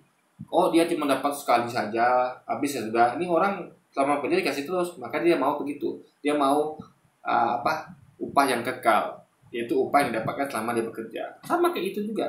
Sama kita bekerja sama Tuhan, mematuhi perintahnya, kita akan diupah sesuatu yang tidak bakal habis. Jadi nggak seperti oksigennya bakal habis ketika kita meninggal, rezeki dunia ini. Dia akan memberikan kita sesuatu yang kekal. Hasil upah pekerjaan kita yaitu nikmat yang nggak putus-putus, ya kan? Sesuatu yang tidak akan pernah berakhir. Itulah kenikmatan di surga kelak, yang harus kita bayar dengan perbuatan kita bekerja pada Tuhan. Seperti para pekerja ini bekerja pada tuannya, juga anaknya mau seperti para pekerja ini, dan mereka semua akan dibayar dengan upah yang melimpah dan makanan melimpah yang tidak putus-putus guys. Gitu loh. Oke, jadi ini udah 1 jam 45 menit guys. Ini video cukup panjang ya. Jadi mungkin kita sudahi dulu videonya sampai sini ya. Ini cukup panjang, kita akan sambung nanti mungkin part kedua guys. Karena tanpa lagi ini video paling panjang gitu. Dan ya kita sudahi lah sampai sini ya. Kita akan buat part kedua nanti ya. Dan juga kalau terlalu panjang nanti akan ngantuk nontonnya kan. Jadi biar sedikit kita agak ada istirahatnya gitu kan. Saya juga ini saya harus buat konten satu lagi ya. Sekarang target saya 1 lagi 2 konten gitu kan. Ya ini hampir 1 jam ini udah cukup lah ya. Kita akan sambung lagi di video-video lain ya. Saya akan buat konten berikutnya karena 1 hari 2 konten ya. Ini kita sambung besok saja guys. Jadi Anda bisa tonton ini besok hari. Saya akan coba buat sambungannya besok gitu kan. Oke. part keduanya. Jadi mungkin sekian dulu aja video kita kali ini guys. Sampai jumpa lagi di video selanjutnya. Wassalamualaikum warahmatullahi wabarakatuh guys.